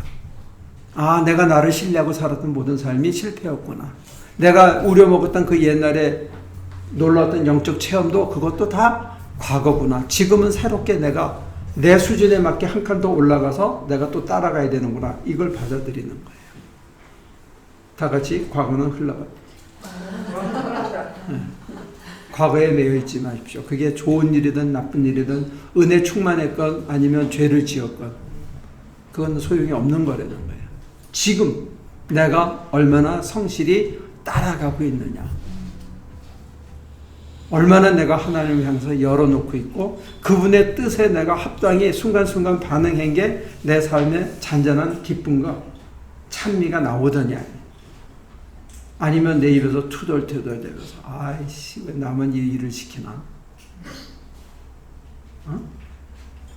허구한 날 뭐 일이 끝이 없네 제기랄. 그러면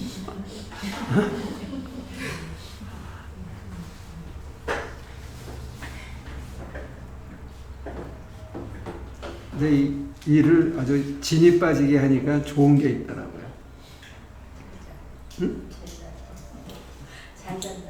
잘 자요? 그것도 있죠. 잘 자는 것도 있고 몸무게가 확 빠져. 배가 쑥 들어가.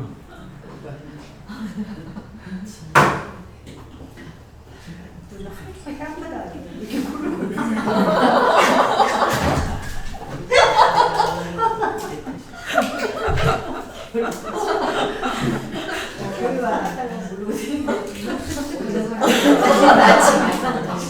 낙원선은 코 그렇지 여기는 쉬는 소리를 내니까 쉬는 거지.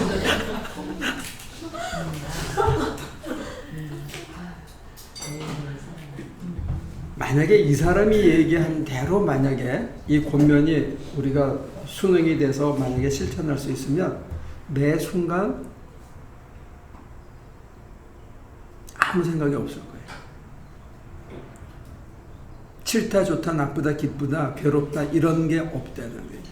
이거 할까 저거 할까 망설이는 게 없다는 거예요.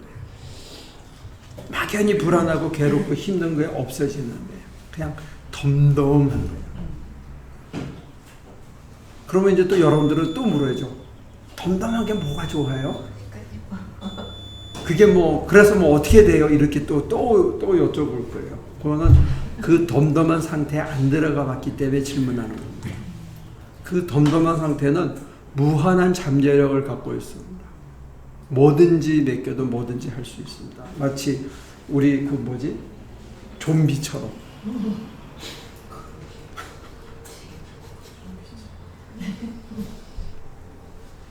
그러면 제가 비유를 잘못 들었는지 몰라도 그 좀비는 감각이 없느냐? 아니에요. 잔잔한 뭐가 있어. 안정감이 있어.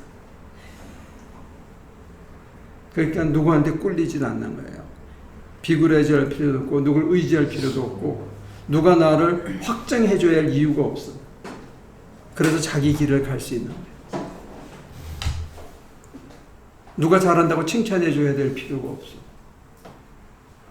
그리고 어떤 눈에 보이는 객관적인 보상이 있어야만 그 일을 하는 것도 아니에요. 그냥 자기가 하면서 순간순간 깨닫는 게 아, 내 모습이 저 썩은 선인장에서 새롭게 피는구나. 어떻게 내 모습이 이렇게 비틀어진 진짜 지 마음대로 자란 나무가지 같을까? 어떻게 이렇게 하나님 앞에 다듬어지지 않을까? 이런 모습도 매일의 그런 일 속에서 보는 거죠. 그리고 끝에 가서 내가 하나님의 그 극기, 나를 넘어서는 거기서 한계에 또 부딪히는구나. 여전히 내가 내 몸을 아끼고 사랑하는구나. 그리고 스스로가 한계를 짓고 나는 이걸 못 넘어간다고, 그림에 못 올린다고 생각을 하는 거예요. 이게 고정관념입니다. 하면 할 수 있는데 안 하니까 우리의 잠재력은 거기에 묶여버리는 거예요. 그러니까 여러분과 제가 더 크게 더 넓게 하나님이 여러 사람들에게 진짜 원하시는, 그러니까 세상적으로 큰 게 아니고 더 하나님 기뻐하시는 대로 쓰일 수 있는데 스스로가 스스로를 제약해서 거기에 갇혀버리는 거예요. 그러니까 인생을 쪼그라들어서 소화로 살다가 가는 거예요. 범화가 아니고. 나는 잘 안 보이는데 이렇게 앉아있는 여러분들을 보면 저 사람 뭐 했으면 좋을 텐데 아주 참 능력이 있는데 왜 저러고 사나, 이런 사람도 있어요. 중이 제 머리 못 깎는다고. 난 내 머리 내가 깎는데 왜 나는 잘 안 보이는지 모르고. 여러분들은 잘 보여요. 아깝죠? 여러분들의 인생이. 그지? 자, 한 구절만 더 하고 쳤답니다. 그래서 95페이지, 거룩한 사랑이시여 당신에게 만족하는 영혼은 초자연적이고 장엄하고 상상할 수 없이 높은 곳에 오를 겁니다.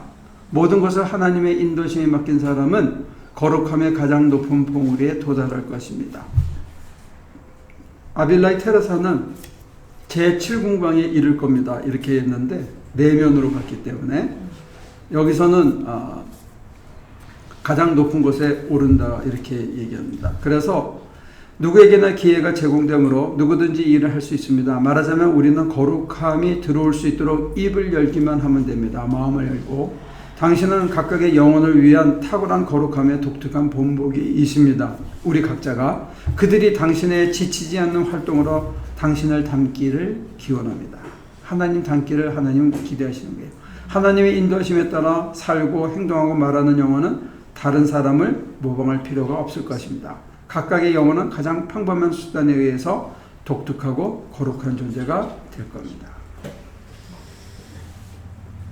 그래서 밑에 보면 신앙심이 없고 재능이 없고 무식하고 영성의 은혜를 이해하지 못하여 유식한 사람들의 웅변에 감동받는 무식한 영혼이요, 내게 오면 이 영리한 사람들을 앞지를 수 있는 비결을 가르쳐 주겠습니다.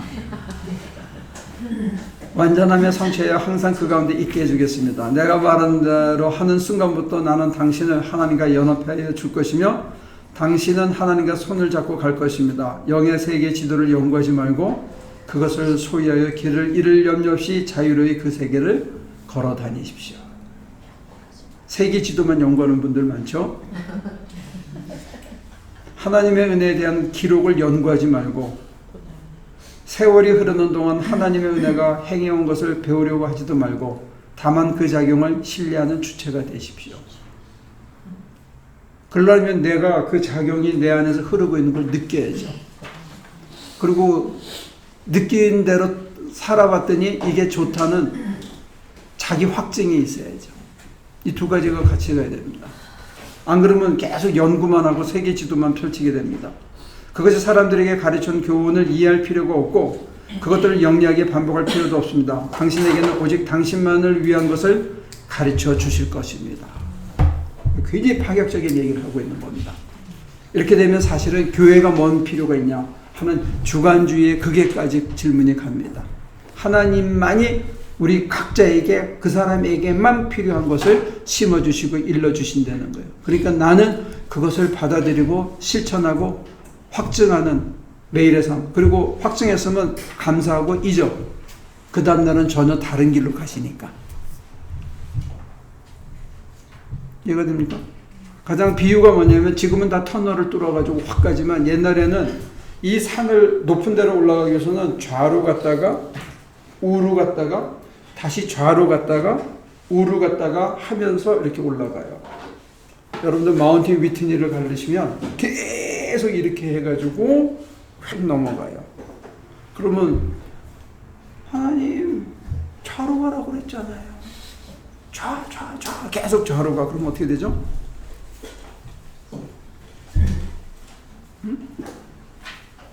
어떻게 돼요? 못 먹어도 고 계속 가. 그러면 어떻게 해요? 낭떠러지요. 낭떠러지요. 그래도 자기를 고집하는 사람들이 있어.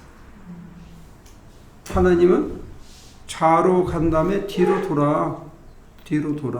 그래서 우로 가. 그 사이에 그만큼 성장한 거야. 우리는 결과를 보는데 하나님은 네가 얼마나 잘 따라오느냐 과정을 보는 거예요. 그 과정 속에서 하나님과의 영적인 사랑의 교제를 긴밀하게 하고 하나님의 마음의 넓이와 사랑의 깊이를 깨닫게 해주는 거예요. 그거를 혼동하면 우리는 괴롭습니다. 안 그러면 내가 생각할 때는 좌로 가는 거는 좋은 거고 우로 가는 건 실패하는 거라고 생각해요. 그럼 우로 가는 동안에 얼마나 괴롭겠어. 인생이 안 풀린다고 생각하고. 근데 하나님이 끌도 필요하고 망치도 필요하고 톱도 필요해서 그걸 다 쓰시는 건데 내가 판단하지 말라는 거예요. 좌로 갔다 우로 갔다가 실패도 경험하고 성공도 경험하고 현실적인 그 과정을 통해서 결국은 넘어가는 게 하나님의 가장 높은 경지에 가는 게 하나님의 원하심이라는 것을 기억하시면 좋겠습니다. 그래서 이 책이 굉장히 구체적이고 실제적인 신앙 지침이라는 거 생각하시면 좋겠어요.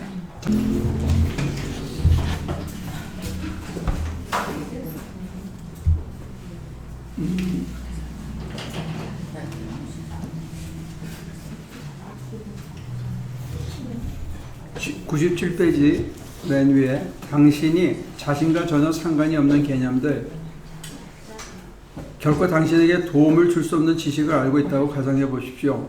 그러나 하나님은 당신이 발전하기 위해서 따라야 하는 하나의 개념을 알고 계십니다.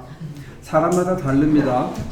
하나님은 각 영혼의 성화에 필요한 모든 것을 알고 계십니다. 성경에 그 일부가 담겨 있으며 영혼 안에서 이루시는 성령의 사역은 당신을 위해 보존된 특별한 이상을 사용하여 나머지 일을 행합니다. 이 개념의 흔적을 받는 유일한 방법은 자신을 하나님의 수중에 두는 겁니다. 하나님이 하게끔 하시는 겁니다. 우리의 수고나 정신적인 노력은 전혀 쓸모가 없습니다. 우리는 다 맡겼다고 그럽니다. 말로는. 하나님 수중에 하나님 인도하시는 대로 살고 싶어요. 그런데 하나님 왼쪽으로 가주세요. 이거예요. 그럼 맡긴 게 아닙니다. 나는 정말 하나님이 기쁘게 하는 대로 하고 싶어. 근데 우리 애가 이번에 학교 가기 때문에 내년부터요. 온갖 이유와 핑계와 조건들이 많이 있어요. 그거는 전혀 자기 입으로 하는 얘기가 뭔 얘기인지 모르고 그냥 하는 거예요. 우리의 수고나 정신적인 노력은 전혀 쓸모가 없습니다. 영원 안에서 이루시는 이 사역은 영리함이나 사고력 또는 예리한 통찰력에 의해서 성취될 수 없으며 오직 우리 자신을 하나님의 활동에 완전히 맡기며 마치 틀에 부어놓은 금속 용액이나 화가의 붓을 기다리는 캠퍼스나 조각가의 손을 기다리는 대리석처럼 됨으로써만 성취될 수 있습니다. 온전한 수동태예요. 이게 쉽겠는가요? 수세기를 거쳐 내려오는 동안에 행하신 하나님의 신비한 행동들을 모두 이해하려고 노력해도 영원하신 지혜가 우리에게 소유하기를 원하시는 형상을 취할 수 없을 겁니다. 공부한다고 되는 게 아니에요. 우리는 이성의 수고에 의해서가 아니라 우리의 뜻을 하나님께 맡김으로써만 영원의 하나님의 인을 받을 수 있습니다. 이게 아주 어떻게 보면 우리가 하고 있는 모든 지성적인 이성적인 노력을 무가치한 것으로 몰아붙이는 듯한 인상을 지금 앞부분에서 굉장히 강조해요. 그럼 이 사람은 왜 편지를 쓰고 왜 가르치냐 이거예요. 너 그런 거 배울 필요가 없어 하고 계속 가르치는 거야. 공부 뭐 하러 왔어? 이 시간 내내 공부하면 안 된다고 가르쳐. 그럼 뭐하러 공부한다고 모아놓냐 이거죠. 이게 자기 모순처럼 보이는데 얘기하는 포인트가 그런 거 아니에요. 평범한 영혼은 그 다음 페이지 평범한 영혼은 자신에게 적합하다고 알고 있는 것에 만족하며 내가 배운 것에 만족하며 자신을 위해 정해진 경계를 넘어가려 하지 않습니다. 왜? 모범생이기 때문에. 딴 사람들이 욕하는 게 싫어서 남들하고 중불나게 부딪히거나 그렇게 위험한 짓을 안 하고 싶은 거예요. 그는 하나님이 행동하시는 방법에 대해 알려 하지 않습니다. 왜? 이미 알고 있다고 생각하니까. 그는 하나님의 뜻에 기꺼이 복종하며 결코 그 의도를 알아내려 하지 않습니다. 왜? 지금 이 순간 새로이 원하시는 뜻에 기꺼이 복종하며 내가 쌓아오는 모든 기반을 놓고 가는 거예요. 사실 전진한다는 것은 지금까지 내가 갖고 있던 기반을 놓고 가는 거예요. 근데 우리는 다 쌓아들고 그 자리에 머물고 싶어 하거든요. 결코 그 의도를 알아내려 하지 않습니다. 그런 매 순간이 말해주는 것만을 알려하며 마음 깊은 곳에서 하나님이 말씀하시는 것을 경청하며 다른 사람에게 무슨 말을 했는지 질문하지 않습니다. 그는 자신이 받은 것에 완전히 만족하며 무의식적으로 성장하여 점점 하나님께 가까이입니다. 이게 여기 이 말이 참 난해한데 무의식적으로 점점 성장하여. 근데 우리는 빨리 끝장을 보고 싶고 빨리 뭐래 손에 쥐는 거를 하다못해 그 백지 그 체크라도 한 장 받고 싶은 거예요. 근데 그런 게 없다는 겁니다. 무의식적으로 성장하여 점점 하나님께 가까이 갑니다. 하나님의 자신의 활동이 만들어내는 것에 의해서 영원에 말씀하시며 하나님이 모든 사물 속에서 당신은 활동하시잖아요. 사람들 속에 사건을 주시잖아요. 그것을 통해서 각 영혼에게 말씀하시며 이것을 전혀 알지 못하는 영혼은 모든 것을 단순하고 자연스럽게 받아들입니다. 하나님의 배후에서 어떤 뜻을 갖고 해야 되는지 모르지만 그냥 받아들이면 무의식적으로 성장해서 하나님께 가는 거예요. 그러나 영혼의 영성은 흔들리지 않으며 그의 존재 전체에 흘러 넘칩니다. 넘쳐 흐릅니다. 그는 자신에게 교만을 채워줄 혼란스러운 말과 사상의 경륜에 흔들리지 않습니다. 말 글을 뜻하게 하고 뻔뻔하게 겉으로 드러나는 모습을 사는 거 그런 거야 없어요. 왜? 순간 인도하시는 그게 느껴지기 때문에 그 말씀대로만 따라가면 되는 거예요. 결과에 대해서 연연할 필요가 없습니다. 그렇게 살면 끝이 어떻게 돼요? 이거 묻는 거는 그렇게 안 사니까 그렇게 묻는 거예요. 그리고 그 끝에 대한 판단 기준은 여전히 과거의 판단, 지금 기존에 내가 갖고 있는 판단 기준으로 호흡으로 성공 실패를 나누는 그 잣대의 눈으로 말해주기를 바라는 거예요. 근데 지금 끌려가면서 따라가면서 와서는 갔을 때는 그 기준이 더 이상 효과를 발하지. 빈에 처해나 부에 처하나 매를 맞거나 굶주리거나 파도의 위협, 동족의 위협, 맹수의 위협 그런 게 전혀 나한테는 상관이 없더라. 누가 나를 그리스도의 사랑의 줄에서 끊냐. 지금 중요한 거는 바울에게는 사랑의 줄입니다. 그 외에 아무것도 안 중요합니다. 그 잣대로 보면 맹수의 위협, 환난이냐 기근이냐 핍박이냐 이런 게 사실은 그 전 단계에서는 굉장히 무섭고 두렵고 싫죠. 근데 그걸 고투한 사람의 입장에서는 감옥에 갇혀서도 찬송할 수 있고 감옥에서 빠져서 달아날 수 있는 기회인데도 불구하고 그 안에서 찬송 부르면서 간수를 설득해서 위로하고 그 집에 가서 같이 음식을 떼면서 세례를 베풀고 그 집 전체를 믿게 해주는 그런 변화도 가능한 거죠. 그때 만약에 바울이 달아났으면 그런 기적은 안 일어나는 겁니다.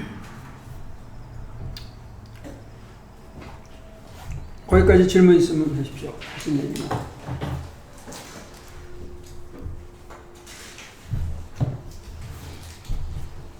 없습니까? 여기 재미있는 표현이 있는데 99페이지 위에서 5째 줄에 우리는 참으로 어리석습니다. 우리는 하나님의 활동에 대해 읽을 때 놀라고 그것을 찬양하지만 훌륭한 신앙인들 있잖아요. 무슨 기도의 역군들, 그분들의 간증 이런 걸 보면 놀라며 그걸 찬양하지만 하나님께서 자신의 활동에 대해서 우리 마음에 계속 기록하기를 원하실 때는 반항하며 하나님이 우리 안에서나 주위에서 행하시는 것을 보려는 호기심 때문에 오히려 하나님이 그렇게 하지 못하게 만듭니다. 그 역경을 이긴 믿음의 승리자들을 보면 어쩌면 이렇게 훌륭할까. 근데 하나님께서 나도 훌륭하게 만들려고 그렇게 이끌어 가시면 됐어요. 얘가 저보다 훨씬 믿음이 좋거든요, 하나님. 제가 문제가 아니고 우리 남편 때문에 내가 이게 믿음이 안 되는 거예요. 얘가 문제예요. 저는 문제가 없어요. 이렇게. 지금 이 사람의 대답은 뭐냐? 신경 쓰지 마라. 옆 사람한테 신경 쓰지 마. 뭐에 신경 써야 돼요? 나에게 임하신 하나님의 손길에 대해서만 신경 쓰래. 됐습니까? 자, 나는 당신의 8째 줄, 7째 줄. 나는 당신의 작업실을 모두 방문했고 당신이 지으신 모든 것을 찬미하면서도 아직 당신의 붓으로 그리시는 것을 받아들일 만큼 자신을 포기하지 못했습니다. 이유는 어디에 있다? 자기 포기가 안 됐기 때문이다. 그러나 나는 당신에서 사랑하는 스승, 교사, 아버지, 사랑하는 친구를 발견했습니다. 당신의 제자가 당신의 학교에 가겠습니다. 탕자처럼 당신의 떡을 갈망하면서 집으로 가겠습니다. 이 자기 포기라는 게 참 어렵습니다. 나는 영적인 일에 대한 모든 책과 사상을 포기하며 당신의 뜻과 함께 작용하지 않는 한 그것들과의 관계를 갖지 않겠습니다. 내가 원하는 것은 오직 당신을 사랑하며 매 순간의 의미에 헌신함으로써 당신이 원하시는 대로 나에게 작용하시도록 허락하는 것입니다. 주의 뜻대로 이루어지이다.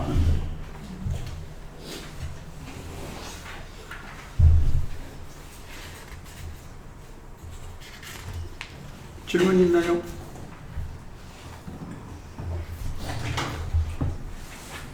그래서 그 말을 조금 더 부연 설명해 다음 페이지 102페이지에 가면 하나님이 하나님 외에 다른 지원이 없이 우리를 내버려 두시기 때문입니다. 6째 줄에 우리는 버림받아 어둠 속에서 살고 있습니다. 우리는 잊혔습니다. 우리의 몫은 죽음과 무입니다.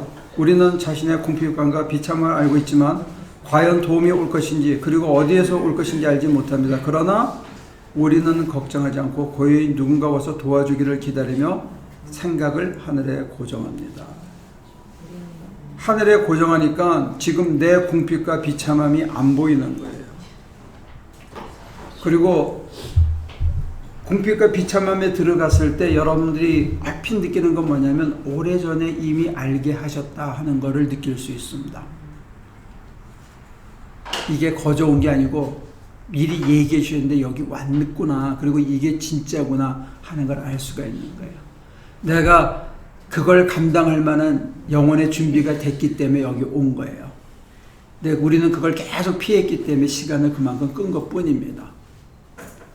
그래서 그 궁핍과 비참함을 꿰뚫고 하나님이 원하시는 걸 느끼면 아, 이거를 주시기 위해서 나한테 그렇게 하셨구나 하는 걸 내가 받아들이면 그 다음 단계로 또 올라가는 준비가 되는 거예요.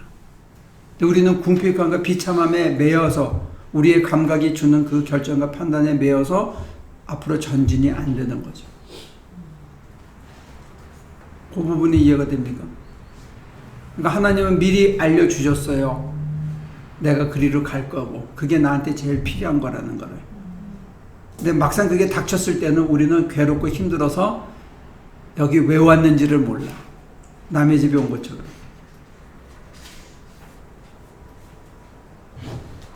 굉장히 중요한 부분인데 제가 설명을 제대로 했는지 모르겠네요. 이해가 됩니까? 질문 있으면 하시죠.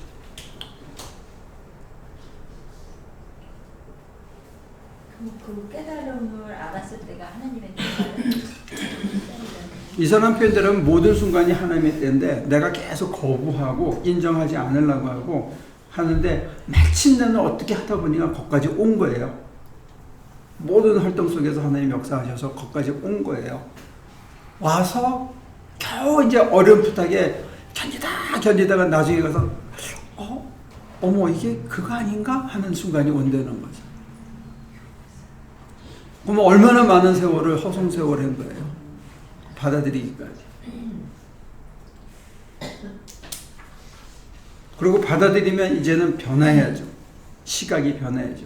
더 개방하고 하늘에게만 포커스를 맞추면 그때 비로소 들리는 거예요. 어디를 향해서 가야 하는지 뭘 해야 되는지가 보이는 거예요. 그게 이제 자기 정체성의 확인이기도 합니다. 우리가 빛과 소금이라는 걸 깨닫고 받아들이고 그렇게 살아내는데 그렇게 살아내는 방식이 기존의 가르침하고는 전혀 다른 가르침이에요. 그래서 이번 주일날 말씀 전해드리지만 마태복음 5장에 보면 옛사람은 너에게 이렇게 가르쳤지만 나는 이렇게 말한다. 그러나 나는 이렇게 너에게 말한다. 이렇게 시작해요. 너희는 이렇게 알고 있었지? 그러나 나는 이렇게 얘기한다. 그 얘기가 굉장히 파격적인 얘기는 뭐냐면 너희가 옛사람의 가르침대로는 그게 100점이야. 그러나 나는 이렇게 가르친다. 그러면 이 잣대로 보면 몇 점? 재수강해야 되는 거예요. 그게 예수님의 가르침이에요. 그러니까 우등생일수록 재수강할 과목이 많아.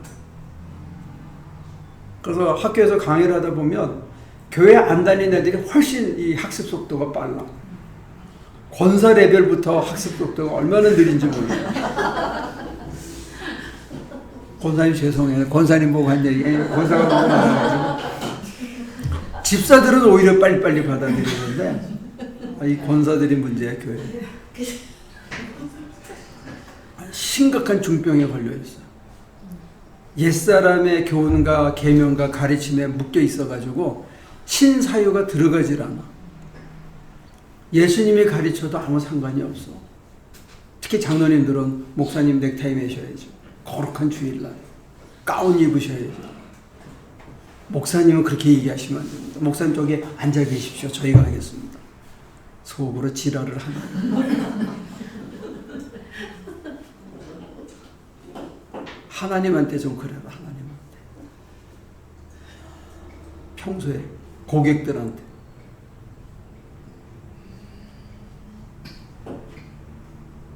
그러니까 예수 안 믿는 거예요, 사실은. 여러분들 중에 태반은 저의 평소의 생활의 반은 예수를 안 믿어. 예수님의 잣대로 되면 거의가 과락의 과락. 그러면서 우리는 예수 믿는다고 생각하고 하는데 지가 원하는 거 믿고 사는 거예요. 자기 복음이 자기 복음. 자기한테 좋은 것만 골라가지고 성경책도 반만 추려가지고 지 좋은 것만 어록을 따로 갖고 있어요. 거기다 이름을 써, 자기 이름을. 강성도 복음 이렇게 써갖고 다니라고 솔직하게. 적어도 솔직해야 되는 거 아니에요? 아니야, 그것도 내숭복음이 또 있더라고. 남에게 보여주는 복음하고 자기가 하는 게. 그래서 그러나 우리는 걱정하지 않고 고이 누군가 와서 도와주기를 기다리며 생각을 하늘에 고정합니다. 하나님은 우리가 이렇게 자신을 완전히 포기하는 것을 가장 좋게 여기시며 친히 우리에게 책을 공급해 주시고 선하고 지혜로운 사람들의 삶의 본보기와 충고와 함께 통찰력을 주십니다. 다른 사람들은 영적 진리를 발견하는데 큰 어려움을 느끼지만 우리는 자신을 하나님께 맡겼기 때문에 전혀 어려움을 겪지 않습니다. 다른 사람들은 자신이 발견한 영적인 것을 고수하며 계속 그것들에 대해서 곰곰이 생각하지만 하나님 안에 사는 우리는 매 순간 가져주는 것을 붙잡았다가 그 다음에는 그것을 잊고 오직 하나님께 민첩하게 응답하고 하나님만 위해 살기 위해 열심을 냅니다. 전혀 다른 삶의 애티튜드입니다. 매 순간 갖다 주는 거는 붙잡았다가 그 다음에는 그것을 잊어버리는 거예요. 왜? 당겨오니까. 왼쪽으로 갔다가 오른쪽으로 가시니까. 그걸 통해서 우리가 성장하니까. 과거에 매여있지 말라는 거예요. 됐습니까? 가장 대표적인 게 요나서예요. 요나가 덤빕니다. 고 봐요. 당신은 사랑의 하나님이니까 용서해 줄 거라고 내가 그래서 처음부터 안 간다고 그랬잖아요. 하고 하나님한테 덤비는 거예요. 그랬더니 하나님 뭐라냐? 야, 네가 심지도 않은 박씨가 나가지고 그늘을 잠깐 줬는데 그게 죽었다고 네가 그렇게 악을 쓰고 나한테 투덜대면서 저기 봐라. 앞뒤를 분간하지 못하는 애가 몇 명이에요. 짐승이 몇 마리냐. 근데 내가 저걸 아낄 수밖에 없지 않느냐. 거기에 부딪히게 하기 위해서 니느웨까지 가게 한 거예요. 니느웨 사람만 살리는 게 아니고 요나를 살리게 하기 위해서. 요나의 닫혀있는 마음을 열게 하기 위해서. 이스라엘 사람들의 닫혀있는 마음을 열게 하기 위해서 하나님은 요나에게 제일 가기 싫은 데를 보낸 거라고. 왜? 니느웨 사람들이 자기들을 핍박했던 사람들이거든요. 그러니까 하나님께서 여러분들에게 끈을 사용하실 때는 제일 아프게 하지만 그게 꼭 필요해. 문이 매달리는 거예요. 저게 끈이 없으면 문이 매달릴 수가 없어. 경찰에서. 근데 여러분들이 갖고 있는, 제가 갖고 있는 고정관념에 의해서는 전혀 안 되는 거예요. 그러니까 니느웨까지 가서 진짜 회개해가지고, 요나가 회개했잖아요. 그러니까 막 회개를 외치니까 사람들이 짐승들까지 죄를 뿌리고 전부 회개했어요. 삼백옷을 입고. 그러니까 요나가 얼마나 신났겠어요. 근데 요나의 마음은 어떤 마음이냐? 저 새끼들 결과가 좀 망해야 되는데, 내가 전도는 했지만 저놈 지옥 가야 되는데, 어? 내가 억지로 목사님이 하도 전도를 해서 데리고는 왔지만 저 인간은 회개할 인간이 아니고 쟤는 지옥 가야 돼. 이런 마음을 가지고 있다는 거예요. 그게 요나서가 고발하는 겁니다. 그러면 누가 회개해야 되는 거예요? 집에 있는 아들이 회개해야 되는 거예요. 그래서 하나님 안에 사는 사람들은 하나님의 영광을 위해서 많은 선행을 하지만 하나님이 내면에 거하는 사람들은 종종 깨져 쓸모없는 도자기 조각처럼 구석에 던짐을 당합니다. 그들은 모든 사람에게 버림을 받아 그곳에 놓여 있지만 하나님의 참되고 적극적인 사랑을 누리며 자신이 아무것도 하지 않고 다만 하나님의 손 안에 머물면서 하나님이 원하신 대로 사용되어야 한다는 것을 압니다. 이게 자기를 넘어가는 거예요. 자기 포기가 자기 극기가 되는 거죠. 그들은 자신이 어떻게 사용될 것인지 알지 못하지만 하나님은 압니다. 근데 자기는 묻지 않아. 언제까지 어떻게 쓰였는지 상관하지 않아. 내가 하나님이 내 안에 그냥 머물러 계시는 것만으로 자족하기 때문에. 그래서 성경을 반쪽만 읽은 사람들은 이 부분을 몰라요. 무화과 나무에 열매가 없고 밭에 소출이 없고 외양간에 송아지가 없어도 어떻게 한다? 말로만 한다.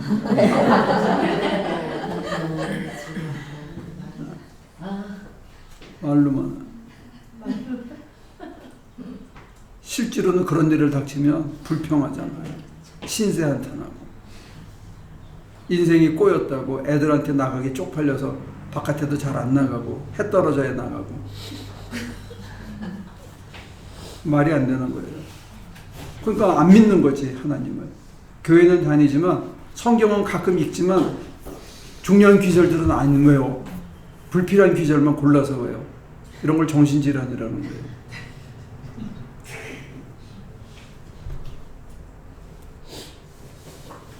하나님의 참되고 적극적인 사랑을 누리며 자신이 아무것도 하지 않고 다만 하나님 손에 머물면서 하나님 원하신 대로 사용되어야 한다는 것을 압니다. 그들은 자신이 어떻게 사용될 것인지 알지 못하지만 하나님은 아십니다. 세상은 그들을 무익하게 여기며 실제로 그런 것처럼 보입니다. 세상이 무익하게 여기는 것뿐만이 아니고 재수없는 것은 실제로 내 꼴이 그런 것처럼 보인다는 거예요. 그러나 그들은 다양한 수단에 의해서 그리고 감춰진 통로를 통해서 자신이 생각하지도 못했던 사람들과 스스로 의식하지도 못한 사람들에게 영적인 도움을 쏟아냅니다. 내가 집사님 때문에 용기를 얻고 다시 살기로 해요. 모니카 권사 우리 교회에 있는데 여성교회장의 친구가 지금 암으로 10몇 년째 약도 통하지 않는. 근데 그 사람이 해준 얘기 중에 제가 한번 전에 했는데 병원에 갈 때 키모 받으러 혼자는 가는데 올 때는 이게 정신이 없어서 누구가 데려다 줘야 된대요. 근데 자기는 정말로 라이드 많이 줬대, 그 사람은. 근데 자기가 그래가지고 실제로 딱 걸려가지고 라이드를 부탁했더니 성경 공부 가야 된다고 못한다고 그러더라고요. 야, 그 얘기 들었을 때 진짜 부끄러웠어. 그래서 우리 성경 공부하지 말까 그렇게 여러분 중에도 누가 부탁하면 나도 성경 공부 가야 되는데 그럴 수 있잖아요. 그거는 성경 공부가 아니죠. 스스로 의식하지도 못하는 사람들에게 영적인 도움을 쏟아냅니다. 그 사람이 뼈로 체험한 거를 잔잔하게 얘기하는데 그런 말 한마디, 그거를 그냥 고통을 참아내면서 오늘도 자기 집에 성경 공부반을 열어가지고 사람들을 대접하고 성경 공부를 하게 한다는 거예요. 그런 사람들이 버텨내는 그 삶 자체가 다른 사람들에게 챌린지가 될 수 있죠.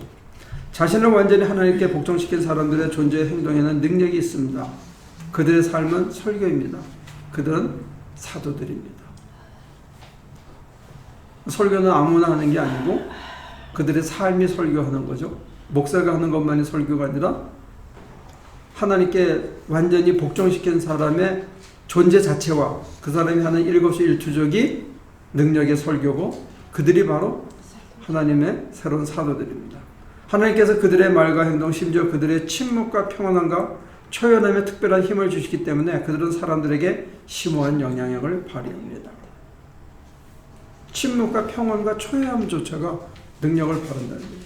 또 그들은 하나님과 직접 관계하지 않는 사람들을 인도하고 지원하는데 사용되며 그들 자신은 무의식 중에 은혜를 끼치는 사람들의 영향을 받습니다. 하나님의 예기치 못한 은밀한 자극을 통해서 일하십니다. 은밀한 자격으로 그들을 통해 일합니다. 하나님 파트너가 필요한 거예요. 왜? 전혀 그런 자극을 느끼지도 알지도 못하는 사람들에게 가시화시키기 위해서. 이런 점에서 그들은 은밀한 지혜 능력을 발휘하신 예수님과 비슷합니다. 예수님과 그들의 차이점은 그들은 이러한 능력의 발산을 의식하지 못하며 그것과 협력하지 못한다는 점입니다. 그것을 마음껏 알고 그대로 드러내지 않고 자랑하지도 않고 겸손히 협력해서 쓰이는 자리에 가면 진정한 사도가 되는 거겠죠. 그것은 알지 못하게 향기를 바라며 그 힘을 전혀 알지 못하는 은밀한 향과 같습니다. 그리스도의 향기를 뿜는 겁니다. 벌은 향기를 맞으면 200마일인가를 간대요. 꽃향기를 200마일인가요. 어마어마하죠. 우리는 악취가 좀 멀리 가긴 하지만 그리스도의 향기가 이렇게 멀리 퍼질 수 있다는 거예요. 여러분들이 묵묵히 매일매일 삶에서 성실하게 살아가는 그 삶에서 나오는 향기가 다른 사람들에게 소망을 주는 향기가 될 수 있다는 거예요. 그리고 여러분들이 하는 잔잔한 삶의 행동과 태도가 사람들을 대하는 그게 하나님의 말씀이 되는 거죠. 설교라는 겁니다.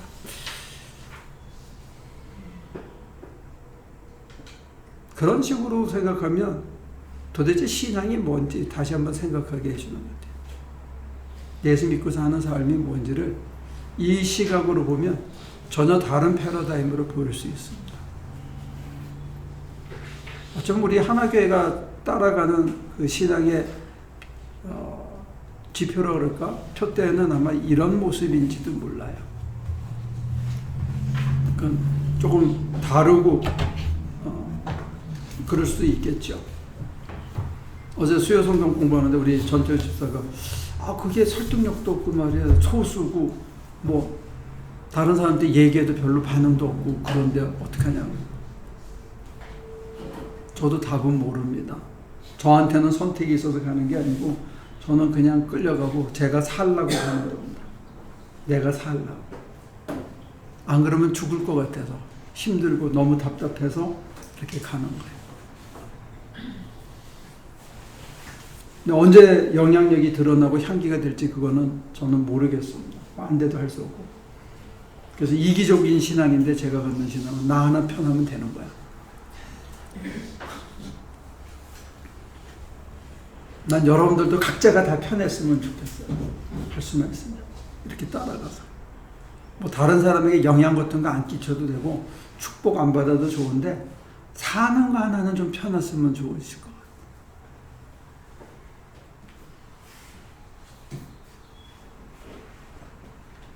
됐습니까? 다른 질문 없나요? 오늘은 좀 일찍 끝내려고 그럽니다. 갈 사람들은 가고 저는 풀을 좀 모아야 되고 힘이 남는 사람들은 저를 좀 도와주시고 기도할게요. 하나님, 오늘 이렇게 모여서 하나님을 찬미하고 또 하나님이 우리 안에 충만히 거하셔서 인도하는 삶의 모양에 대해서 함께 책을 읽고 토론했습니다. 오셔서 우리 각자에게 주시는 하나님의 음성을 확인하게 하시고 우리가 순응하고 개방해서 당신이 어디로 인도하시든지 간에 잘 따라가고 그 삶이 우리에게는 찬미가 되게 하시고 우리의 삶이 하나님 보시기에 넉넉하고 풍성해질 수 있도록 도와주옵소서. 빈에 처하나 또 천에 처하나 부에 처하나 풍요에 처하나 우리의 중심이 하나님을 향해서 흔들리지 않도록 그 중심을 놓치지 않도록 우리의 마음을 늘 장악하시고 붙드시고 인도하여 주옵소서. 감사하고 예수님의 이름으로 기도합니다. 아멘.